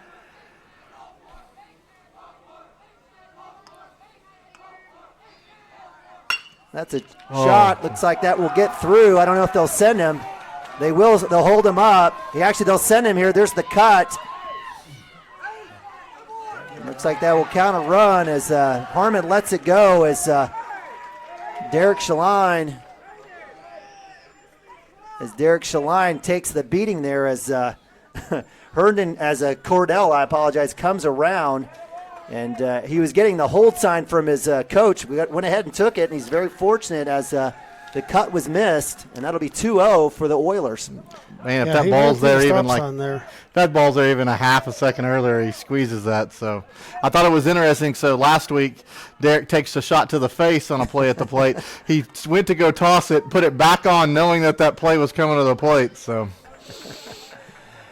give credit to Herndon with his second hit of the game. And I'll bring up number 12, 7-hole hitter, catcher Vaught. Vaught was the pitcher in the first game, the losing pitcher in game one. He had a walk in the second inning. We'll have a chopper that'll go off the glove of Harmon. I'm just telling you, it's that rule again. So what would have been a routine play for Cooper Frazee ends up trying to be a backhand save by Ben Harmon. And that will be a base hit, and that'll bring up Jones up for the Merritt Oilers. Man, this just has one of those weird games where we're hitting everything to them, yet they're getting some ricochets and just weird stuff so far. Absolutely. So runners at the corner, throw at one is not in time, but good work there by Harmon and Joey Wilson, working Vaught at first base. Again, Jones, the second baseman, had a backwards K, first out there in the second inning. Well, we got to be sure they've got to ensure that we get an out right here. First and third, no outs here with runners on the corners here, and got to have an out.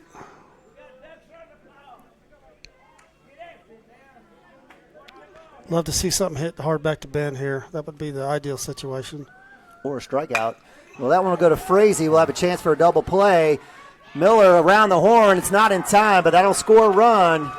So fielder's choice by Jones brings in Herndon. That'll be an out at 2. Oh, we have the double play for not sliding at second base. I think that's what your home plate umpires come out and said. So the runner first is going to be out.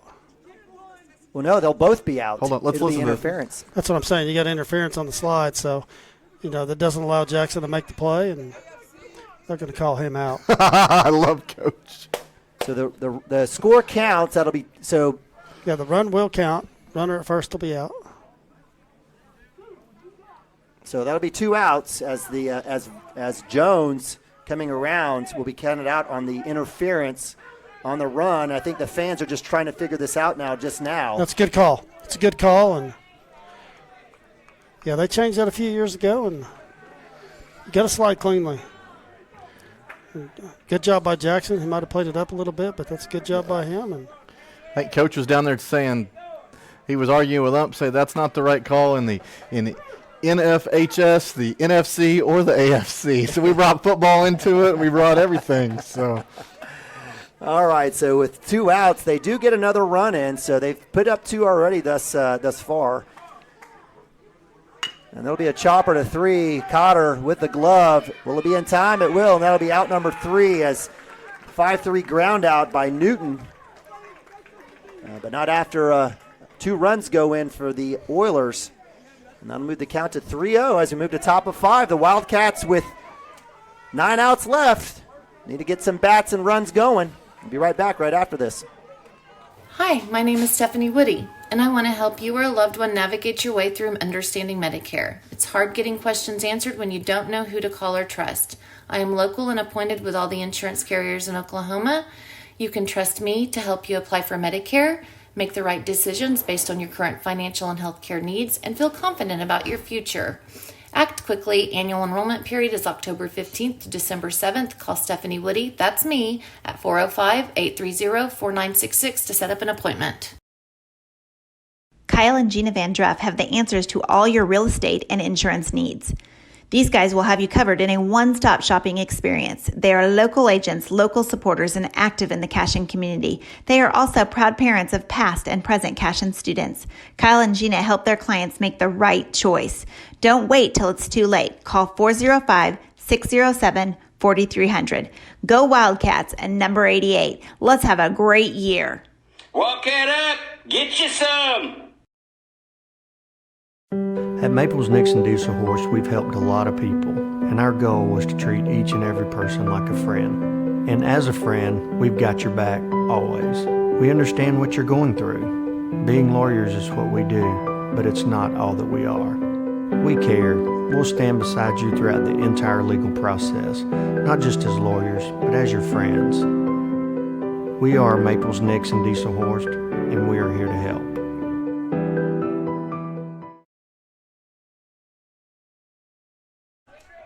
All right, welcome back to Lance Beitler Field in Cashion, Oklahoma. Top of 5. Wildcats now down 3-0 after giving up 2 in the bottom of 4. Harmon with a pop-up bunt.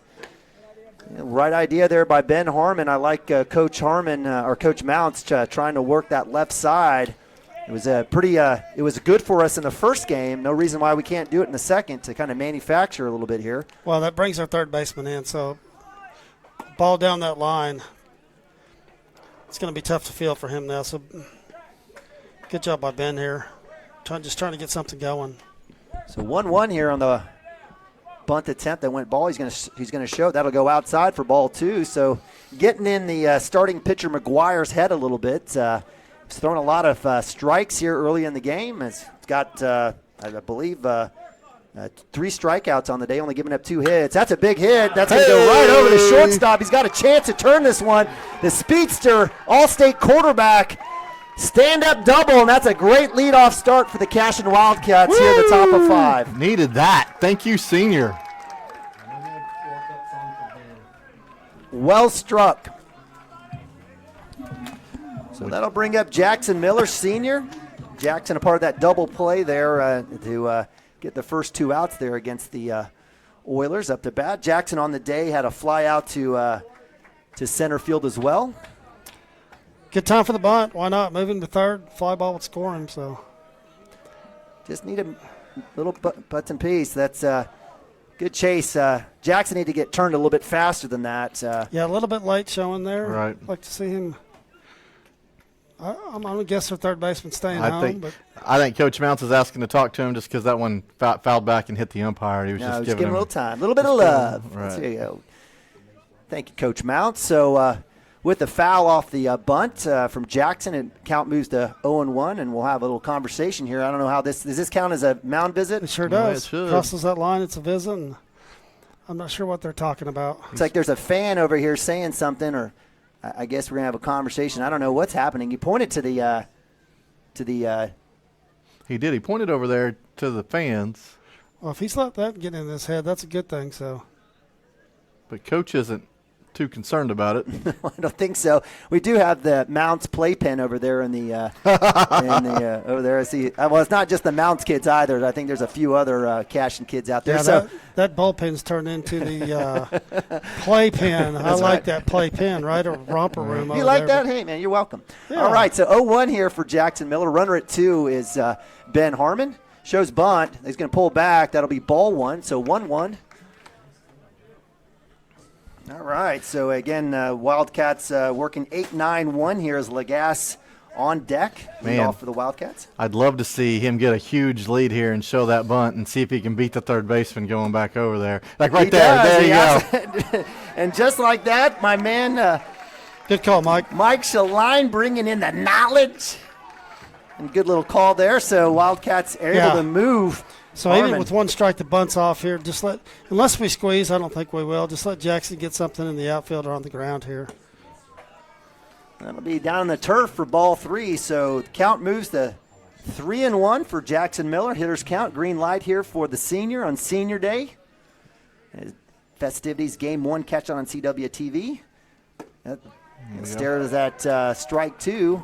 Oh, I'm not sure what we thought here. Jackson thought it was a ball or was confused. Maybe he was waiting for a verbal and it was a little later than he thought. I don't know. So I don't know if that gets in the umpire's head or not, but full count here for Miller.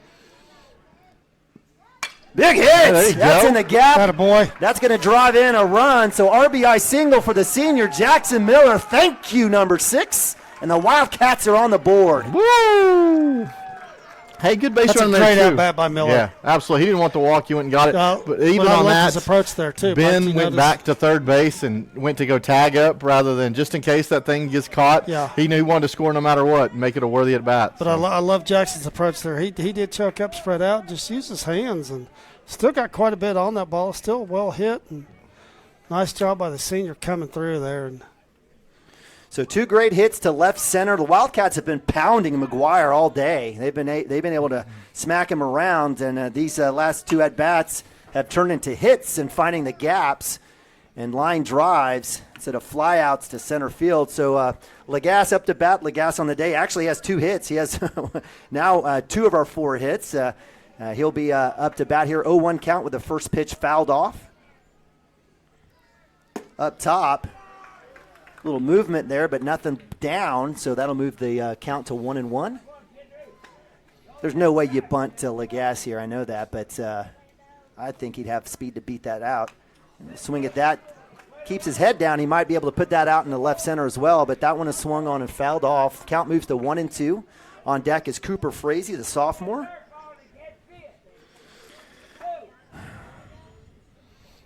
Yeah, we'll see. He elevated the last one. I'd go outside if I was the pitcher, but stolen base. Good take there by Lagasse. Fantastic take. I'll tell you what, I think we got a little fortunate there. Jackson took off early. The pitcher steps off the back. He's dead in the water, but pitcher never checked him, never looked at him, and big lead at second scoring right position. here. So stolen base for Miller. That one's popped up by Lagasse. That one is going to be coming back to the line. The pitcher's got it, and that'll be an out. That'll hold Miller at 2. So with a pop to 1. That is out number 1, and that'll bring up Cooper Frazee, sophomore. Cooper on the day has a line out to right field and then a line out to center field. So let's see if Cooper can find a gap here. He's hit the ball on the screws his last 2 times up, so I wouldn't expect any less from him here. I'd like to see him trade places with Jackson. I'll take it. So Frazee stares at fastball up top. That'll be ball 1. Good try there by the catcher there. A little framework by Vaught to bring that down, but doesn't fool the plate ump.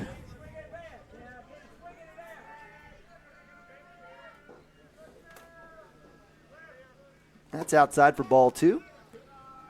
So well ahead is Cooper Frazee, 20. 1 out, runner at 2. Wildcats putting up a run up already here. Just down 3-1. Just kind of chip away at this small lead here. That's low and away. Ooh, heads up. Miller's down. He's going to be called out. Safe. He's under the tag. It was actually, I thought that was a good call. I didn't think we were going to get it, but I thought he got the foot underneath it just barely. I don't know. That's a makeup. I'm telling you, that's a makeup from the last call there at second. I know the Merritt fans are not going to like that. I wouldn't like it either. But with 3-0, stolen base, Miller at 3. Frazee shot to short. That'll score a run. And he's off. Is he off the back? No, he's in. Yeah, okay. I think he came off. I think I might at least ask. Yeah. So little sack there by my man Cooper Frazee drives in the run as Wildcats fortunate to get Miller over to 3. Cuts his lead to 3-2 with 2 outs and no one better but my man Preston Cater. Preston earlier in the day in game 1 went I believe 1 for 1 with a home run and let's keep this 2-out rally going. Up top for ball 1 for Preston. Preston on the day had a line out to center field and a walk in the 3rd inning.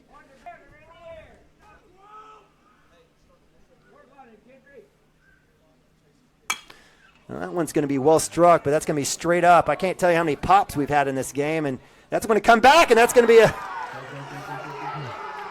an error on the pitcher, and great job. This is going to score a run as Preston Cotter with an error at 1 will come in, and we have a tie ball game. Wow.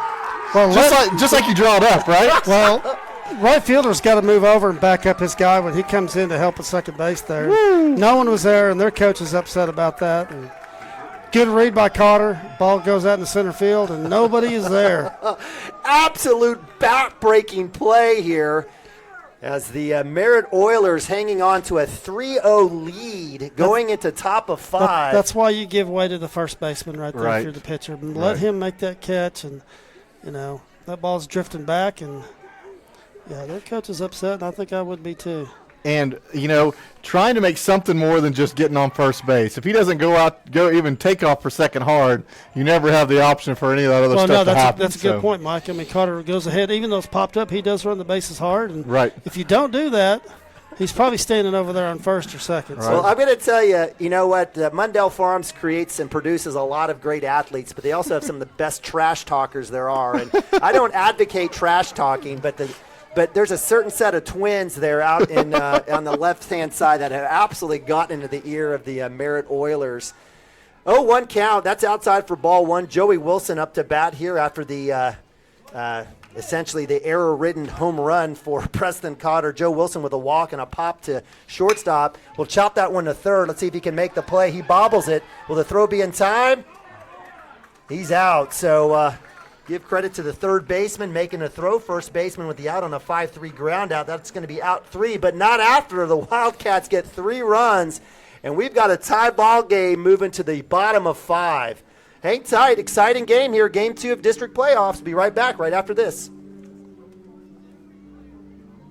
Founded by Jesse and Amy McCracken, Rural Pest Solutions is a Cashion-based, family-owned and operated company. Our focus is on providing the highest level of customer service while effectively treating many common invaders, including spiders, ants, roaches, mice, mosquitoes, fleas, ticks, and termites. Flexible scheduling and superior customer service are our top priority. Call us today to schedule your appointment. 405-283-6565. Cashion FBC is a church seeking to grow in Christ and our love for the body of Christ. With ministries from children to youth to adults, we strive to present the gospel in an engaging and meaningful way. Sunday school meets at 9:45 a.m. and worship starts at 11 a.m. Children and youth meet on Wednesdays at 6 p.m. Please check our website at cashionfbc.org for more information, and we hope to see you this Sunday, located a half-mile east of Cashion. Dr. Matt Dieselhorst. Okay, welcome back. We got a ball game here as the Cashion Wildcats put up 3 at the top of 5 as we move to bottom of 5 here as the Merritt Oilers are up to bat. It's knotted up 3-all, and we've got a good one as the Wildcats were able to plate Harmon Miller and Preston Cotter. And you know what? Wildcats have been a little unfortunate in the first 4 innings. They got quite a bit of lady luck there in the 5th. And so, again, we've got a tie ball game up. Senior Ben Harmon still at the mound. Up to bat here is number 11, first baseman. Actually, I apologize. Number 1. It is number 1. Do we have a replacement? We do. He's going to pop up, and that's going to be an out. So it looks like we have a replacement here as number 1. I don't think we have a name for him. We don't. So I don't know. Or no, was that Flowers? That was Flowers. Okay, that was my Flowers. bad. Yeah, my bad. So yeah. Okay, that makes sense. First pitch swinging. So Flowers, who has a hit and a line out on the day, I think he may have had an RBI, but gets first pitch swing and a pop up. Ben Harmon comes back, gets a strike to McGuire, the pitcher on the day. Ben's done a good job of settling down. 12 pitches last inning, 9 of those for strikes, and he's thrown 2 pitches this inning, both for strikes. So gets another one. So strike 2, 0-2 against Flowers as the Oilers are up 1, 2, and 3 here. At the bottom of 5. I give Ben credit. It was shaky to start this thing, and he's come back and just been a leader here on the mound. Ben leaves one up high, trying to get McGuire to chase. He doesn't. Count moves to 1 and 2. Again, 1 out. McGuire on the day has a 6-3 ground out in the first and a 1-3 ground out that went off of Ben's brim. And speaking of Ben, yes, sir, gets the K. Out number 2 as Derek Shaline whips that around the horn. And the Wildcats are dealing here with 2 outs against the Oilers here at the bottom of 5. Whoever's out there was talking to McGuire. They clearly got in his head because after every pitch, he's looking over there. He's thinking about that, not what's going on in the game. So. Well, hey, it's a community. It's a community team. Breaking ball, curveball there by Harmon gets first pitch strike there. 0-1 against number 20. That's been his best pitch all day. I think he's feeling pretty confident with the curveball. He can throw it any time for a strike. I like it. So Frias with a hit in the first with a looks like a fly out. Looks like a fly out in the third to center. Well struck ball, in fact, actually to left field. That Gavin caught that one off his shoulder. 1-1. Outside corner. Does he get it? No, he doesn't. Not this time. Count goes to 2-1 for Ben. Actually against Frias, third baseman. Frias has made some really good plays at third base today. Just missed that tag on Jackson Miller on that slide. Tries to work that outside corner again, so that'll move the count to 3-1. Ben takes a look back at the scoreboard to get a set on the count. I tell you what, the Merritt Oilers are not short of coaching from the stands. They've got lots of coaches. They brought several. A lot of cheerleading and coaching. It's fantastic. 3-1 fastball. That's hit a mile high to right field. Max Higdon will get underneath that. He's still working, and that'll be out. Nice. Number 2. That's out 3. I apologize. Thank you. And that'll be a good one as the freshman comes under that one. That was a mile high. So the Merritt Oilers had 1, 2, and 3. They go down 1, 2, and 3 as we move to top of 6. Hey, 10 pitch inning there for Ben. He's settled in, and 7 of those are strikes. So great job by Ben there. So as the Wildcats work it back, it'll be McGuire on the mound. We'll leave it here. Do you want to go timeout? That's fine. Do whatever you want to do. Let's go to timeout. Okay. Looks like Dirk is doing his OSU math over there, little aughts and overs and unders. It looks like we'll go to timeout. You know what that right means? back. You said OSU math, right?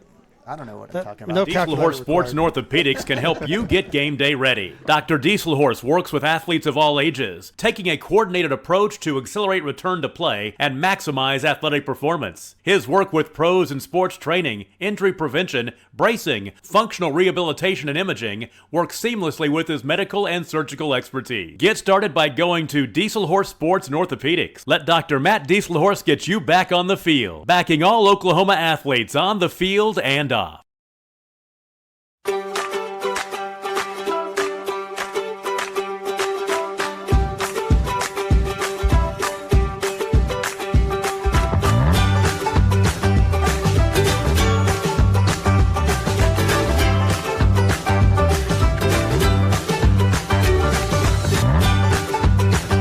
Stream with Oklahoma's #1 high school streaming service, Squirtle.tv.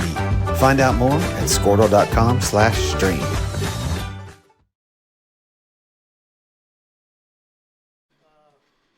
All right, welcome back. Top of 6, CWTV production of Cashion Wildcats Baseball 2022 District Playoffs, Game 2.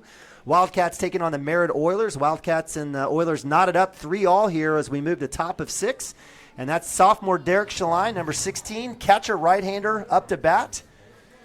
McGuire on the mound for the Oilers, looking for the complete game, goes up top for ball 1. So nice job there by the Wildcats. And give credit to McGuire. He's gotten ahead early on the Cashion Wildcats.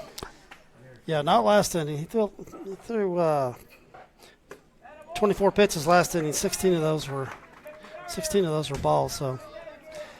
So Derek with a walk in the first, had a K in the fourth. He was the leadoff in the fourth. He's the leadoff here in the sixth. Takes an inside pitch. That's off him in the box. Yep. So fortunately, yeah, that helps. I know that Derek is feeling that right now, and I hope he can walk that one off. I was hoping he didn't swing at that one at all. Right. But he did take that one off the handle that comes off his leg and maybe a shin. I'm not sure. But foul ball in the box. Ball touching him. It's a good call by the umpire. Sometimes that's hard to see. It is very hard to see. A lot of times you can just hear that. So 1-2 here for Shaline going up against McGuire, looking to get that leadoff base hit. Yes, and that'll be a K. That'll be out 1. That'll bring up Gavin Fippen. Overdue here. Gavin had a pop to second in the first and a line out to left field, a well-struck ball in the fourth. Let's see if he can't straighten this one out a little bit and find that gap. Again, Wildcats knotting it up in the fifth, looking to take the lead here in the sixth. Inside pitch, that'll be ball 1.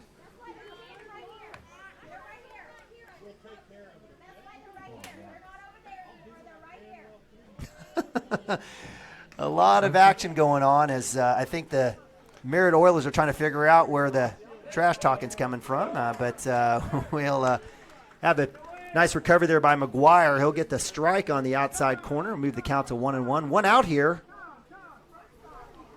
I think the umpire's going to shut it down. I think he moved. I think the Twins moved. And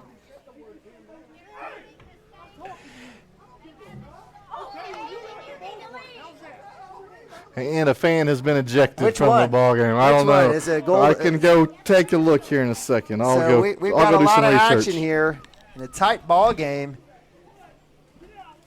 So it looks like our administration are finding their way down here. And so with that, again, we appreciate you guys joining us here on CWTV. Can't do this without our fantastic sponsors. Or the fans.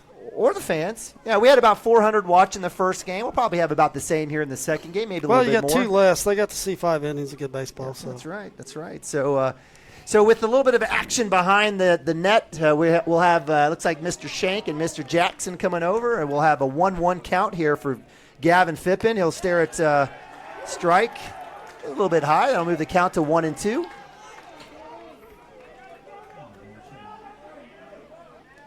No one better here than senior Gavin Phippen. Kind of keep this going here. Again, appreciate you guys joining us. That's low for ball 2. So 2-2. Good take there by Gavin Phippen. Not chasing anything down low. That's to be expected here. You know, it's been mainly fastballs and finding spots here for McGuire against the Wildcats. Well, look, that one is pretty low, and I guess the Wildcats not getting the benefit here from the umpire. Backwards K, so 2 Ks in a row. That'll be out number 2, and that'll bring up Hunter Gibson, DH. By the way, our fun down below was 2 fans going at it side by side, okay. And apparently one had to leave, and it was a Merritt fan. Okay, all right. So ball 1 here for Hunter Gibson. That's a tough part. Got to be rein in all the fans and players. Up top, actually, it'll be strike 1. So 1-1 here against Gibson. And here's where McGuire, I think this happened last time. This is exactly what happened in the 4th inning. 1, 2, and 3, Shaline, Phippen, and Gibson. And it was McGuire kind of speed pitching, getting out ahead. He had 2 Ks and a line out in that 4th inning, and he's already got 2 Ks here. This is where Hunter needs to kind of take his time and own the box. Well, McGuire's feeling better about himself in this inning, that's for sure. Yeah, didn't have to worry about the Twins talking to him. That's outside. Oh, that's way outside. That's a bad call. That's a terrible call. No, it's a terrible call, and that's a call that, if you want to talk about biases, doesn't look good for the plate ump. As, he had some issues with the fans and coming back in and with some really tough calls there against the Wildcats. So another backwards K, 3 strikeouts. That energizes the Merritt Oilers as we stay 3-3 here. And so 3 up, 3 down for the Wildcats. That'll leave Harmon, Miller, and Lagasse for the Wildcats in the last inning to take the lead. Here for the Merritt Oilers, we have Rizpe, Cordell, and Herndon. 4, 5, and 6 for the Oilers here as we move to bottom of 6. Well, he's sitting on 83 pitches, so we'll see him in the next inning. You can count on that. So important for us to just get 3 quick ones here. And they got 6 outs left. We got 3, and there's time. We got time. So if we think about the Wildcats back up, we'll have 8, 9, and 1. And honestly, got to tell you, you got 2 hits from Harmon and Miller in the 5th inning. So, a good situation for the Wildcats coming up here in the 7th inning.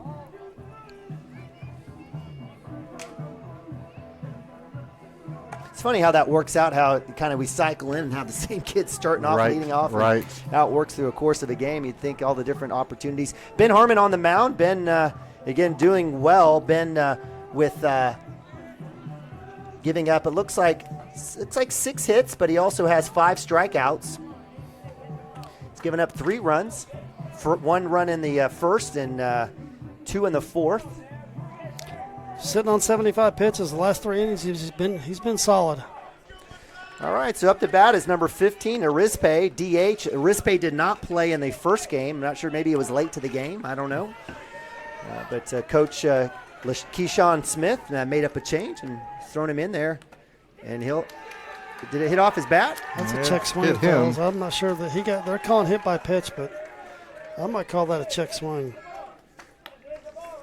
Either way, he's on first.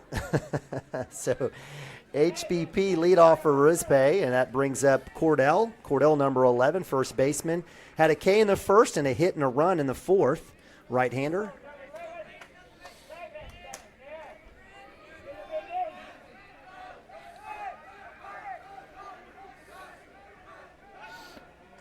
Go back to one, holding the runner honest there, Rispe.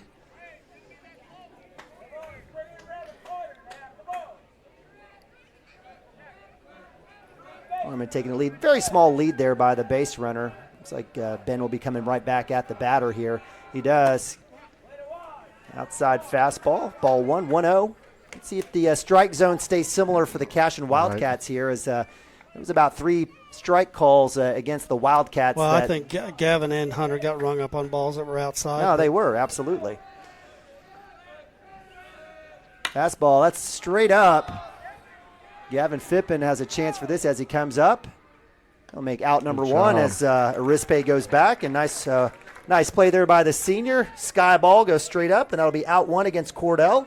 Well, I just like the fact that he went back. He remembered what happened last time, went back, and said, I can always come in. So definitely playing it safe. And that was against Cordell, in fact. That was that last batter, in fact. So up to bat is Herndon, the left fielder, who also had a hit and a run in that 2-run inning in the fourth for the Oilers.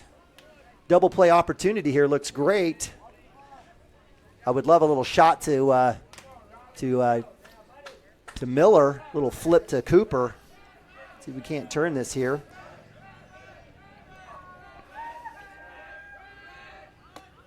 Bunt shown, low and away for ball one.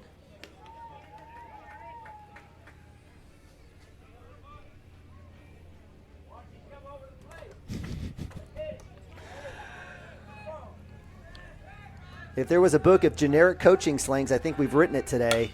That one's right over the plate. That one's popped up, Cooper Frazee, and that's exactly what the Wildcats will take. It's a fly out and a pop to 6, and that's out 2 as Arispe is stranded at 1, and that'll bring up the seven-hole hitter, number 12, catcher Vaught.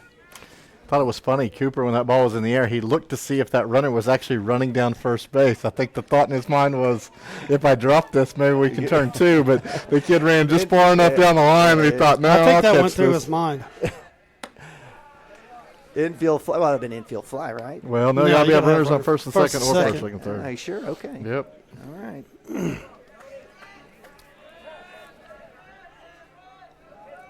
1-0.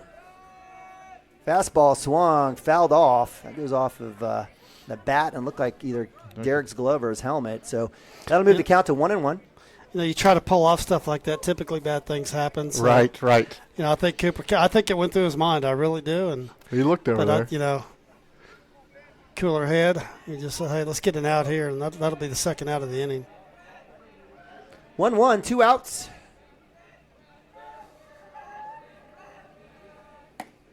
Oh, that pitch was there the last half inning. I think the plate ump's going to hear it after that. That was certainly what's been called easily the last inning. So I feel like he's been fairly consistent, except for that outside pitch. It's been all over the place, and he's been all over the place. Derek asked, and the blue said low. So 2-1 here after the ball. So 2 outs. Harmon coming right back at him. He'll get the strike there. That should have been strike 3. I was a little low, so that's a makeup call. So we'll take it. So 2-2, 2 outs. Runner at 1. Tie ball game here, top or bottom of 6. Vaught up to plate. Vaught with a walk and a hit today. 1 for 1. Breaking ball, that's somehow fouled off. Probably would have been better off letting that one hang. But yeah, that was a ball for sure. But with 2 strikes, he's not taking any chances. Ben Harmon with a little smile there. Wildcats kind of staying calm. It's been kind of ho-hum for the Wildcats. Well, there's not going to be any panic in this bunch. They've just seen too many big events over the years, so I don't expect to see any panic. Ben takes his opportunity to step off the rubber, check himself, get himself right.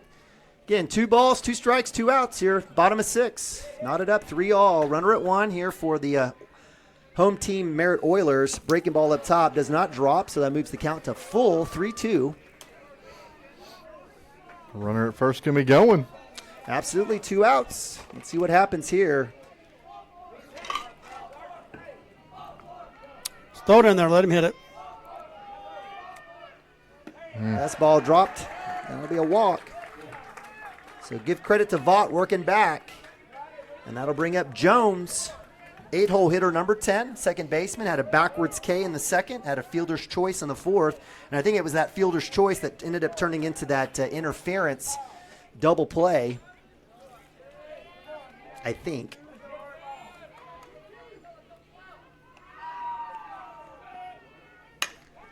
That's well struck. That'll go straight to center field. Lagasse is under it. And that'll be out 3 as the Oilers strand 2. And we move to top of 7. Last call for the Wildcats. Wildcats 3, Oilers 3. Last call. We could have some free baseball here, but hopefully not. Let's put a couple runs up and let's win this thing. Legacy Insurance and Financial Services is proud to be on Main Street in Cashion, Oklahoma, supporting our Wildcats while riding business throughout Oklahoma and surrounding states. Legacy agents who share over 40 years of experience will shop many carriers to fulfill all of your insurance and investment needs. We welcome face-to-face meetings, but if your needs require an online virtual relationship, we are versed at those too. Let the team of Chris Gibson, Chris Cochran, Aaron Phoenix, and Christina Branson at Legacy Insurance and Financial Services help you build your own legacy, one you will be proud to live and to leave. Team up with Pioneer iVideo and start streaming the most popular TV shows and movies from your favorite devices today. Download the iVideo app and start watching anywhere in your home using Pioneer Internet. Each package includes free high-definition and cloud DVR features like video on demand, Restart TV, and Replay TV, just in case you forget to record a program. Visit GoPioneer.com for more details and compatible devices. Some restrictions apply.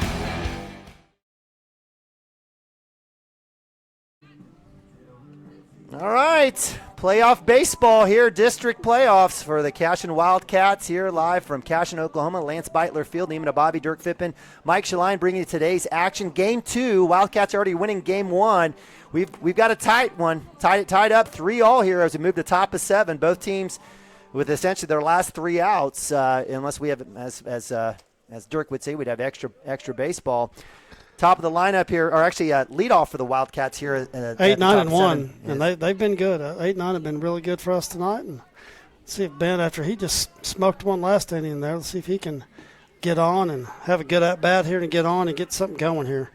Love to have him on with his wheels. Love it. So get him on, let Jackson play some small ball here, or whatever it takes. That's what Ben's got to do here. Whatever it takes to get on first, make it happen.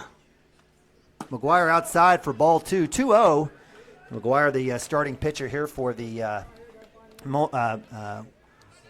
Merritt Oilers. I keep wanting to say Wellston. It's the black and same orange. colors. I know, man. It's killing me. Up top and outside for ball 3. So 3-0, dirty 30 for number 22, Ben Harmon. Auto take here for the Wildcat most likely. Yeah, we get some more coaching here from the sideline. So as Ben Harmon stares at ball 4.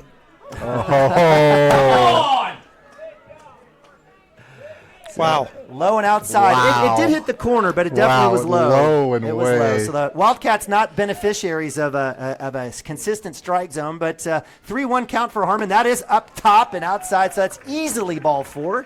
That's an easy call there. Appreciate our ump. Let's hope. So as Ben Harmon trots to 1, that'll bring up senior Jackson Miller, second baseman, right-hander for the Cashion Wildcats. You do have some activity in the Merritt bullpen down there. So I think I'd take a pitch or two here and let see if Ben can swipe here. So Miller takes first pitch up top for ball 1, 1-0. Not the best pitch to seal on. Probably going to see a fastball here. So we not want to do that here. So we'll see. Outside and up top for ball 2.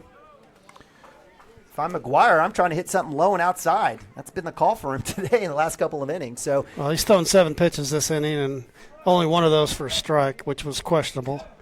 So I'm taking here. So 2-0 for Miller. That's outside for ball 3. So dirty 30 for Jackson Miller, number 6, the right-hander second baseman for the Wildcats. Jackson on the day has a K and a hit, had a very important hit and a very important run in the 5th inning.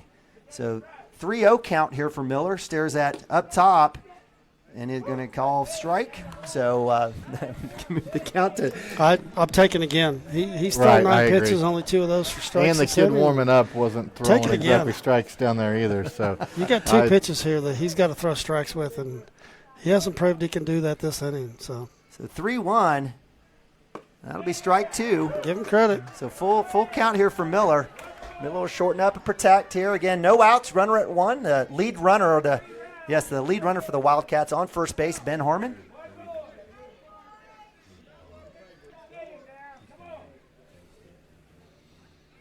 Runner goes takes off. Inside for ball 4. Oh. And Wildcats have runners at first and second with Landon Lagasse up to bat. I'll be honest with you there. We've done that twice. Right. If he's not even checking the runner. No. If he listens to his coach, all he's got to do is step off the back of the rubber and throw to second, and Ben's clearly going to be out there. So here we got, I think actually Mounts called this offensive timeout, and the Merritt coach decides to come see the pitcher. Yeah. So what are the rules? You can have 2 visits to the mound. Yeah, is that won't won't count. That won't count. That's timeout on us. And then how many timeouts can you take as from a third base coach? I don't know. I have to look at the rules. I think I want to say 3, but I'm not sure anymore. And I thought at one point it was 1 an inning. I thought it was 1 an inning as well. But nonetheless, great clarification here, as we've already had 2 visits there by Coach Smith from the Merritt Oilers. That one by Coach Mounts. He's going to make sure everything's good to go. I don't know if a little bunt action here is a possibility for the Wildcats. Again, we've had a couple of running errors in the last couple of games. We're very fortunate Jackson Miller getting that slide in at third. So Ben Harmon at 2. I think you're letting – That's a pass ball. And so good job there by Lagasse, flashing the bat on the bunt. Gets the high pitch off the glove of the catcher. And so we've got runners at second and third. Double play ball is off. The force is off. And the Wildcats are dealing with no outs. And your bunt is off as well. He's going to be swinging. That's outside. Same pitch. That time it's called ball correctly. Good job by the plate ump. Count moves to 2-0.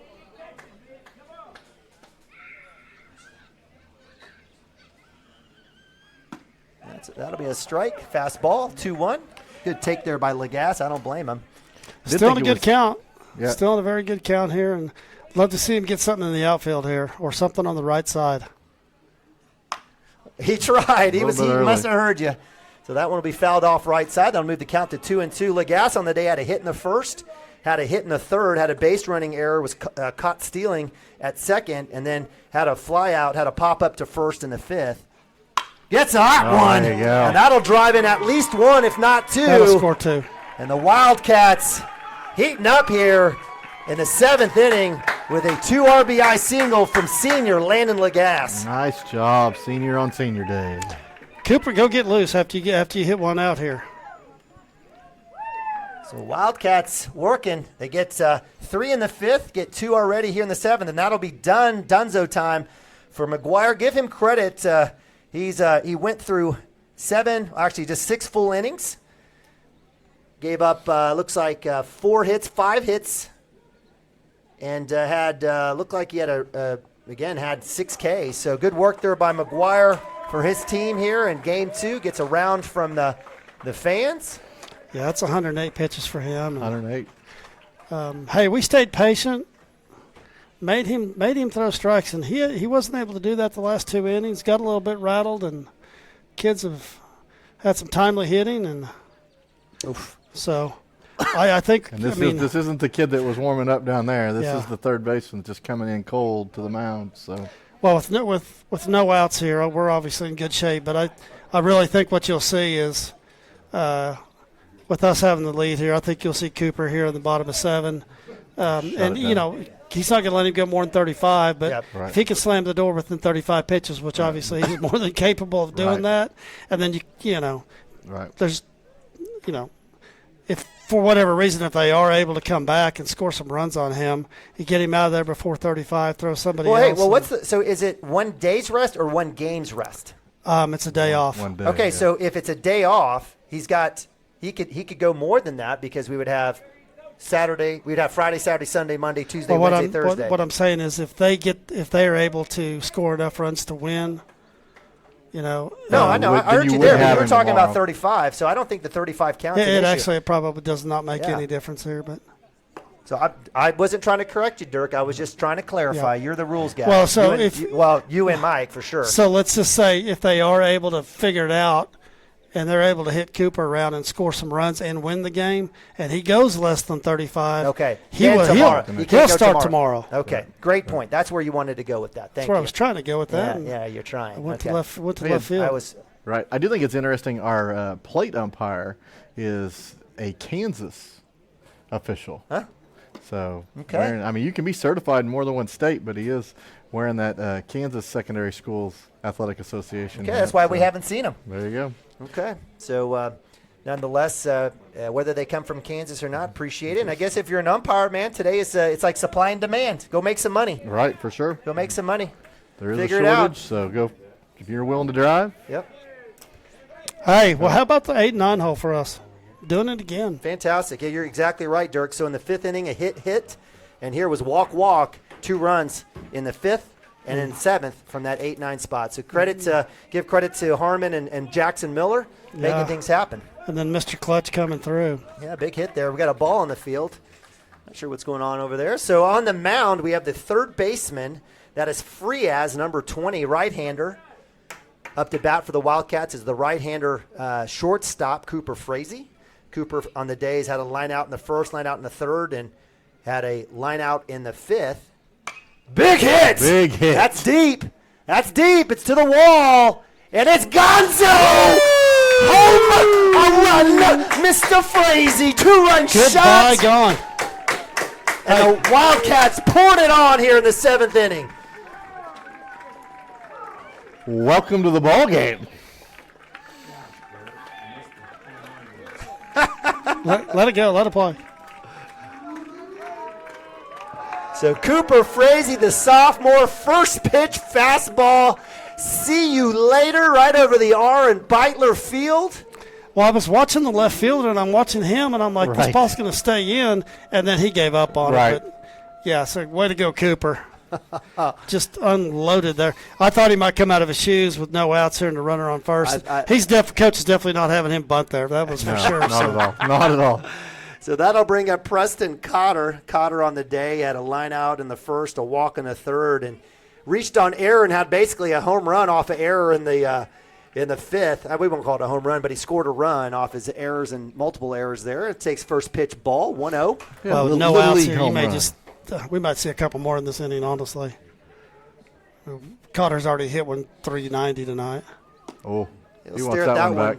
He didn't want that one. That was a little bit high, but called strike there. So 1-1 for Preston Cotter, third baseman, right-hander.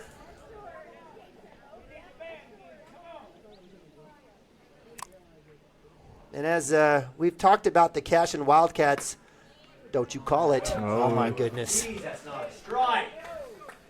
So 1-2, and as they say, not your pitch. It's the going home inning. Don't you know that? So 1-2, as we've been talking about the Wildcats, cool as cucumbers, definitely no panic in these kids. Again, found themselves down 3-0 going at the top of 5, but were able to lace together 3 runs in the 5th and have put together 4 more here in the 7th. And not done, just with no outs. Preston Cotter up to bat, staring at a 1-2 count here against Farias, the pitcher who's replaced McGuire. Chases that one low, pops it out of play. That'll keep the count 1-2. Kind of just slicing underneath it just a tad. Well, when it's that low, right?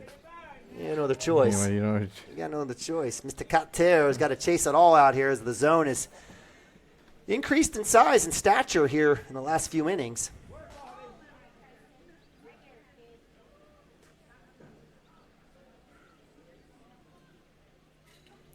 Swing and miss. That'll be strike 3. So give credit to Frias getting Cotter chasing there. That'll be out 1. And that'll bring up Joey Wilson. Joey Wilson, the 4-hole hitter pitcher in the first game. He is playing first base today. Had a walk in the 1st, had a pop to short in the 3rd, and had a 5-3 ground out in the 5th to end the 5th.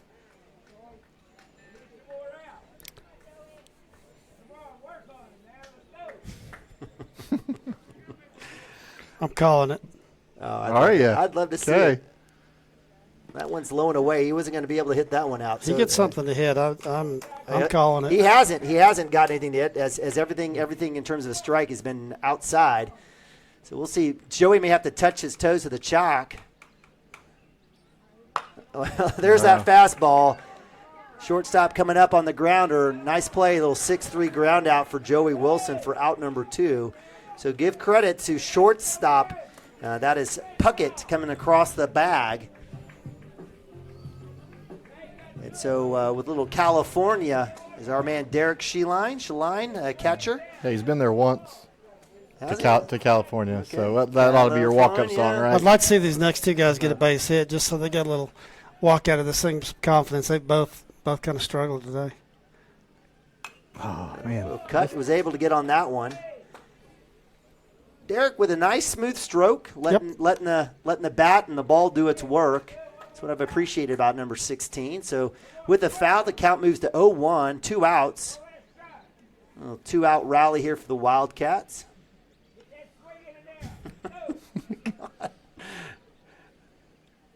That one's low and away for ball 1. Somebody's getting their money's worth. They are. Hey. They paid their $5, and they're going to get it all. I appreciate that. No give up. Definitely an Oiler through and through. No give up. Absolutely. So 1-1 here for Derek. 2 outs. Nobody on. Frias pitching in relief here for McGuire. That one's going to be outside for ball 2.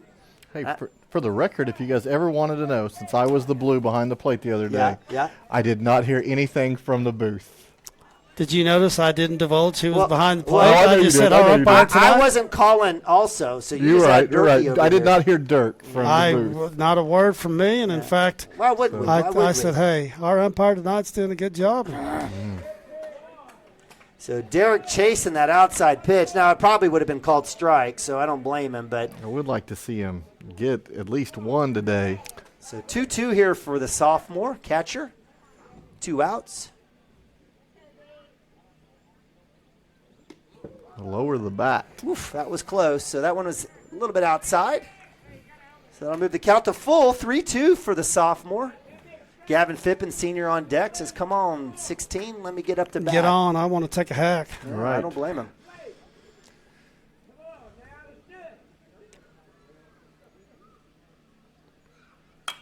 Fastball would have been a strike. Well done there by Derek fighting that one off. He fouls it off. Keeps the count here 3-2. Staying alive. If we had a little Bee Gees action, that'd be the song of the day right now. So 2 outs, full count.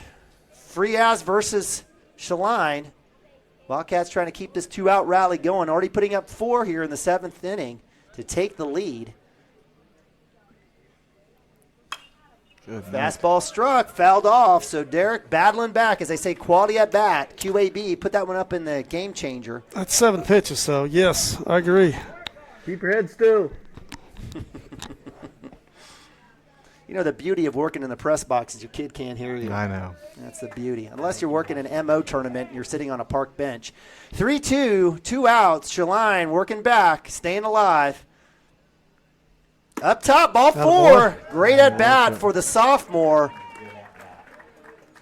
And that'll be a walk. And that'll bring up senior Gavin Phippen, left fielder. And Nick Nababi says, thank you, Derek. I get to get out of there. A little little courtesy run for the catcher. It's 2-4 on senior day. Gets a chance to touch the bag. The only kid wearing long pants. 2 outs with a 4-run lead. I think you'll see Gavin come out of his shoes here. No doubt about it. Well, if he gets his toes on the chalk, he's going to be able to get that outside pitch. But let's see where Frias goes with this, with runner at 1. Love to see him get something he can handle here and exit stage left. Let's see. We've had some free runs here by first base, by the runner at first base for the Cashion Wildcats. Nababi will go. That's a take. It should not be a strike, but it's going to be called one, even though it was inside on the AstroTurf chalk. Oh, well. 0-1 here for Gavin Phippen. It was a take. Nababi gets a 2. Forces off. Hey, shake it off. You're all right. Let's go, bud. Base hit here on senior day, senior night. Lights are on, Dirk. Lights are on. Oh, they're beautiful. You're excited, I know. Still have a setting sun here in Cashion, Oklahoma. 0-1 pitch. Don't call it. He didn't. So up top for 1-1. Every pitch is a crapshoot. It is. You want to call it ahead of time now, or? Yeah, I'm going to call strike right here. So 1-1. Let's see what happens now. Gavin's going to punch this one. I smell left center. I smell light pole out there in the left field. Let's see if he comes back in here as Frias with a windup, and he's going to wear it. So hit by pitch. So Wildcats batting around here in the 7th inning as Phippen trots to 1. Runners at first and second, and that'll bring up sophomore DH Hunter Gibson.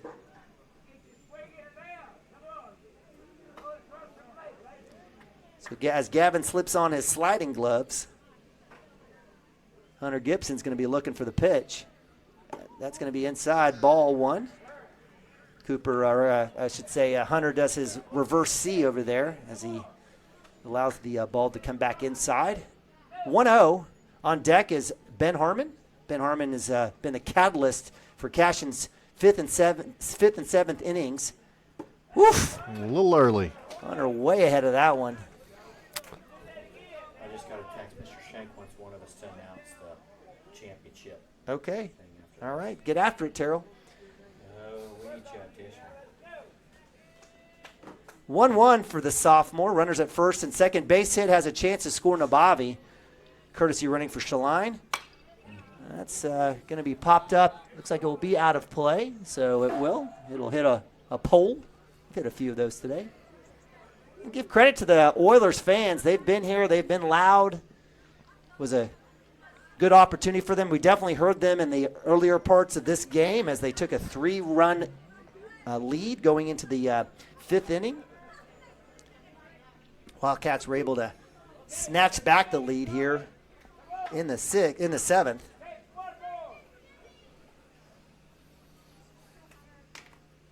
One-two count here for the sophomore, Hunter Gibson. That's low and away. Nabavi goes. He'll be down. He'll be safe easily as he slides over the. Oh, nice sportsmanship there from McGuire. Appreciate that as Nabavi bumps over the base. Looked like he may have gotten a cleat or two into McGuire's leg, but good sportsmanship by both fellas there. So runners at second and third. No force. Gibson staring at 2-2 count, 2 outs. Stays alive as he chops that one foul. That time he was a little behind. Right, so right. Trying to time out the new pitcher here as Frias coming in the 7th inning. I'd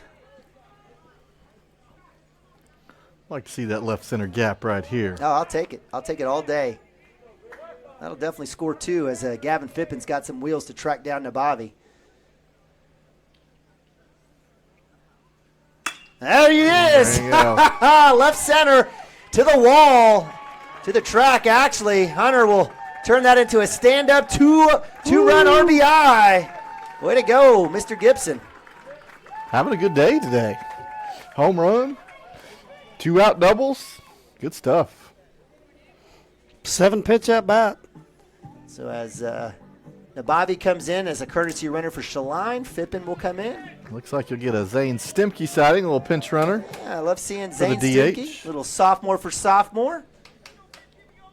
So this has been a 6-inning run, or 6-run inning for the Wildcats. And guess who's up? Ben Harmon started this inning, had a walk and a run. See if we can't keep this going with 2 outs as Zane Stemke pinch running for, and there's a pass ball off the wall. It's going to be close play at third. That's going to be up high. Zane Stemke is safe at third as Coach Mount says, hold up, youngster. And so good work there by the catcher on the ricochet. We got a short backstop here at Beitler Field. It's bitten us in the tail once today, but we've been pretty fortunate on the last few go-arounds. Harmon up to bat, again, 1-0 count, 2 outs here. Wildcats up 9-3. No, don't you do it. Well, we know what his deal is, Terrell. So good pitch there by Frias. Gets the strike. Moves the count to 1-1. Again, appreciate you guys joining us here on CWTV. Inside. I mean, what do? You can't swing. You definitely can't swing at those pitches. Well, it almost hit his uniform.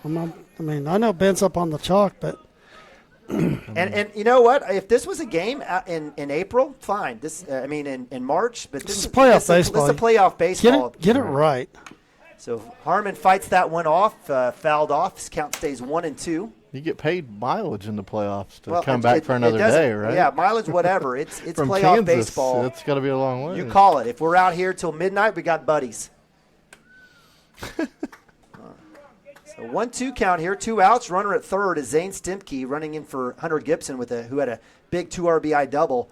Harmon with a off-the-handle chopper, and that'll fall off the glove, as they say. Karma. And Ben Harmon on the E6 is at first base, and Zane Stimke comes in with another run. What did we say? Sometimes better to be lucky than good. Yep. So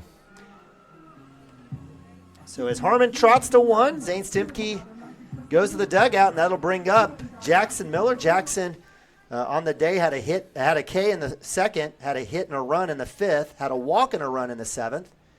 Now finds himself up to bat. Harmon goes, pass ball, he's up easy. He'll round 2. And the Wildcats still working here with 2 outs, up 10-3.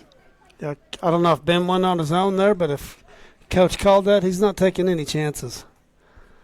Got another opportunity to score a run, score it. You just never know. This playoff baseball. Playoff baseball, that's right. That's exactly right. Chopper. Pitcher's got it. He'll glove it. That'll be out number 3, but not out for the Wildcats. Put up 7. And we moved to bottom of 7. Wildcats hanging on. We'll go to timeout. Be right back. Cashion Wildcats TV. At Water Heater Man, we specialize in repairing and replacing all water heaters. We service the OKC Metro and surrounding towns with fast, reliable service. We keep our vans fully stocked with essential parts needed for basic repairs, and new tanks are always on the vans ready to go. We offer free estimates on all jobs with financing options available. We match manufacturer's warranty for all newly replaced water heaters. We'll get your water heater back up and running as fast as possible so you don't have to put your life on hold waiting for service. Give us a call today, 405-844-TANK. That's 405-844-8265. Go Wildcats!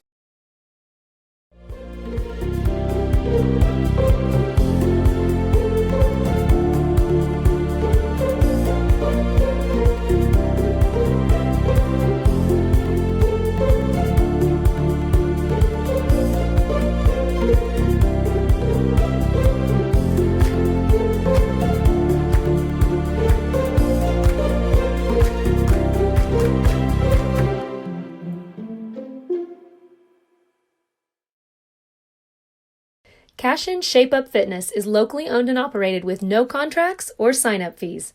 Our rates start at only $30 per month, and we have tanning available. Everything you need to work on your health and fitness. So contact Amber Lee to sign up today, 405-538-8248. And don't forget to check us out on Facebook, Cashion Shape Up Fitness.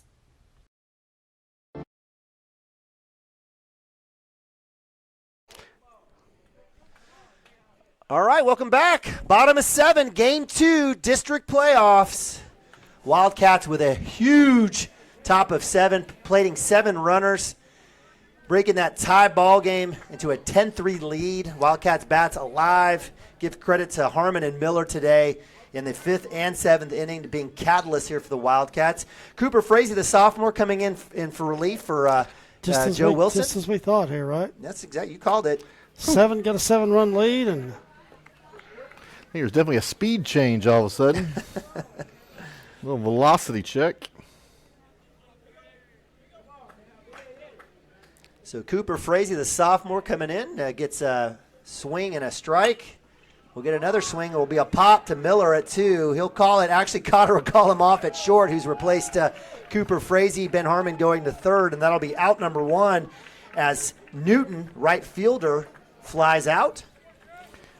Good job by Jackson Miller there. Shortstop came over, called him off, and the right play. He definitely got out of the way.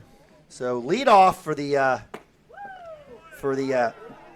Oilers, number 1, Flowers. Center fielders had a great day today.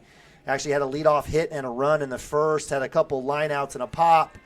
Here in the 7th inning, stares at 1-1 as Cooper Frazee is on the mound. Give credit to Joe Wilson. I know we'll have final numbers here for for Ben Harmon. Breaking ball, nasty, on a string, off a table, whatever analogy you want to use. He'll get strike two. Cooper can beat a lot of teams with just his fastball, but when that pitch is on, he's going to make it difficult on anybody, and it's clearly on tonight. Even in warm-ups, it was looking good. And so he attacks right back at Flowers, throws the fastball. Flowers barely catching up to get that one, fouls it off, dribbler towards the dugout. Count stays 1-2. Tries that breaking ball, doesn't get it to drop that time. Now count will move to 2-2 now. You give credit to Flowers, center fielder, has made a ton of plays offensively and defensively for the Oilers.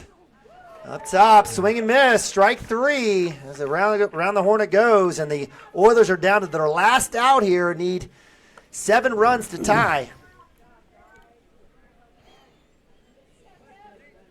That's a lot of base runners. There's a lot of base runners. See if they can do it. So up to bat is McGuire, who is the starting pitcher here for the Oilers. Give him credit. Fastball right across the plate for strike one. Again, McGuire only giving up a few hits, gave up 4 hits. Actually, I apologize. He gave up a few more than that. But that one is up top for ball one, 1-1.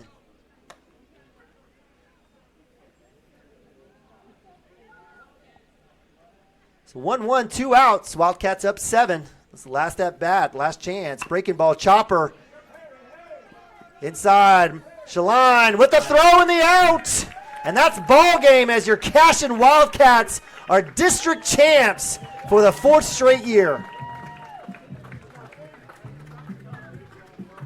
Well, just needed the lights to come on, I think. That's all it was. It was too dim.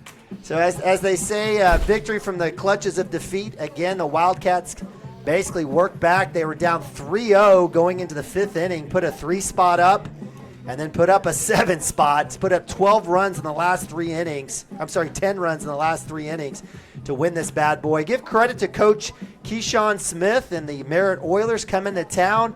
Not an easy task taking on the potent number 6 ranked Cashion Wildcats. They did yeoman's work here in the second game. Give credit to McGuire doing his magic to get the Oilers a chance. But it'll be the Cashion Wildcats moving on to regionals, and it'll be Dunzo time. It'll be the Oilers will be done. Looks like we have an announcement here.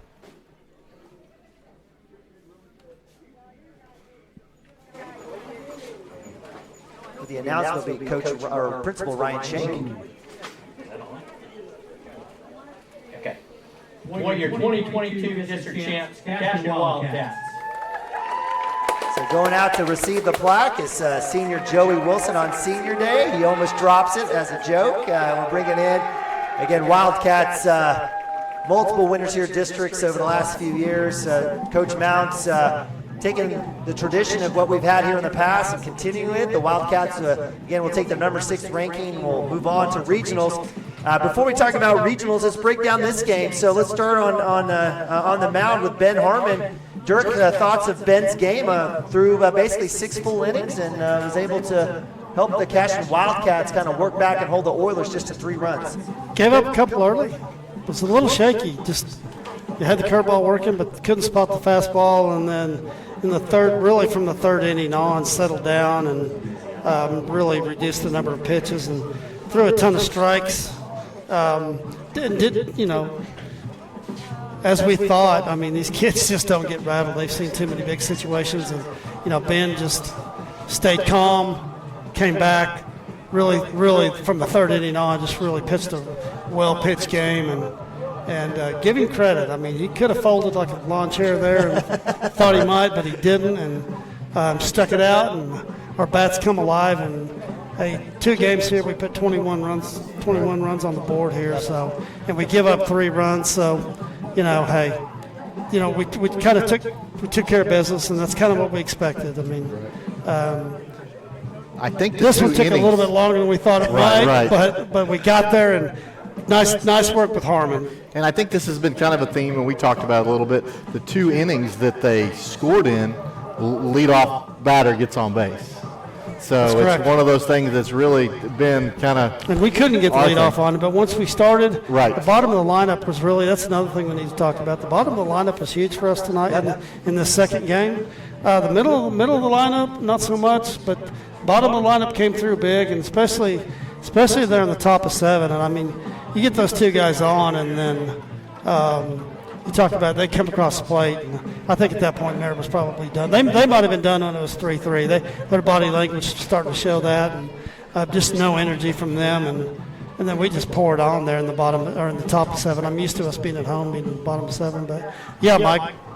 No, hey, good stuff. Hey, a win's a win. District champs. That's what you want. And we got some good baseball coming up, guys. Yeah, I think you know we got Monday. Got Stillwater rolling in here, so that'll be good for. They'll throw a bunch of guys. We'll throw a bunch of guys, and won't be. It's going to be obviously a game situation, but yeah, that'll be. I think we'll be surprised. I think our boys will. I think Stillwater's ranked 5th in 6A. Is that right? I was telling you guys earlier. I was looking at some of the. I knew they were winning their district they're in. Yeah. So. I was looking at some of the MLB projections for the draft this year. Looked at 2 of them today, and one of them has Holidays going as the 3rd pick. So that'll be fun to watch him play. I think he's sitting on 17 bombs this year. So, wow.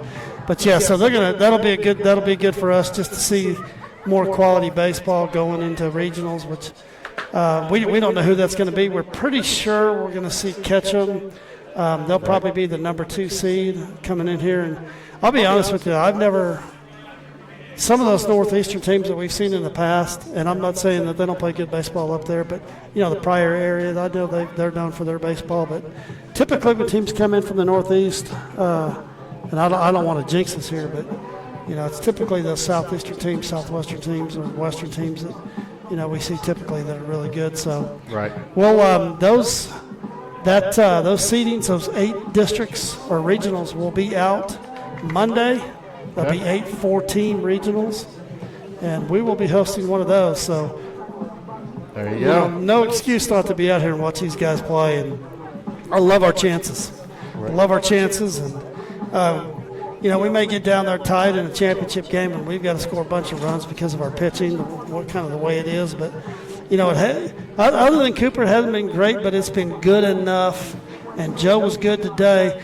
Ben, a little shaky, but comes back and just throws well, settles in, throws a ton of strikes. And we got a lot of guys that can throw. So I feel good about our chances, and we'll see. So we'll know Monday.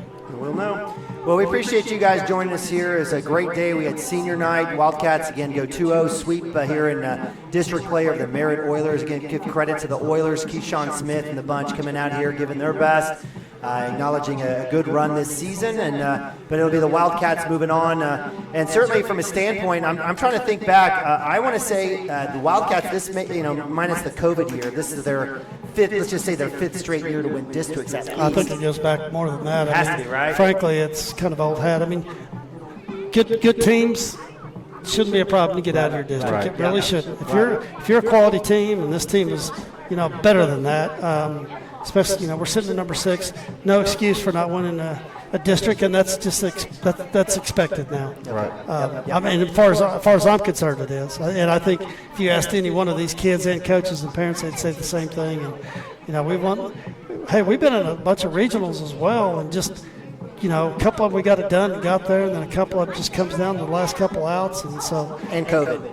And COVID, which is a total bummer 2 years ago for those kids. Yeah, and speaking of which, I think they're actually, I just saw that I think Coach or Sammy Jackson is working to acknowledge there's several teams that didn't get to celebrate their senior day as 2020. And that includes the baseball team, the boys and girls track team, the golf team, I believe, that year did not have a chance to have a senior type event in essence, closing ceremonies. But nonetheless, it's your Wildcats that moved to 21-5 on the season unofficially. Give credit to Landon Lagasse. Lagasse was 3 for 4 on the day, had a run.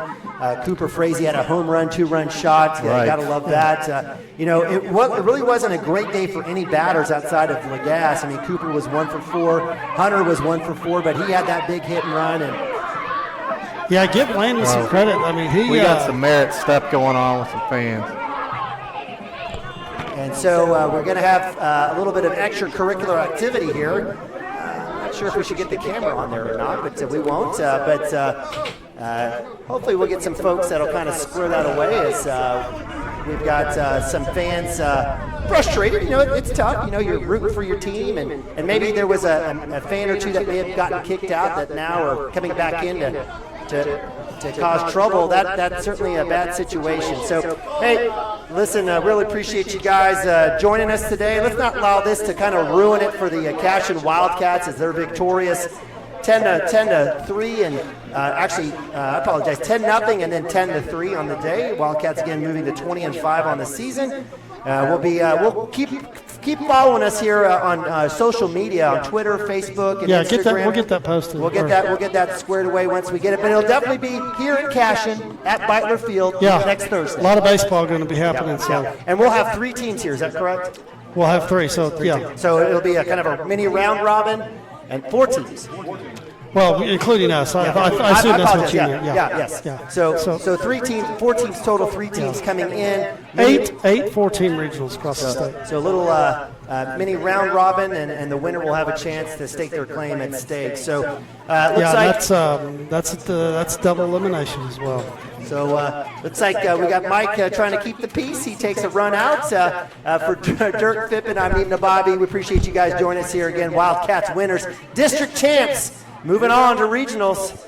Hang tight. We'll be back, I guess, in a few days. But see you Monday. See you Monday. That's right, for Stillwater. See you Monday, right here. That's right. So God bless. Go Cats.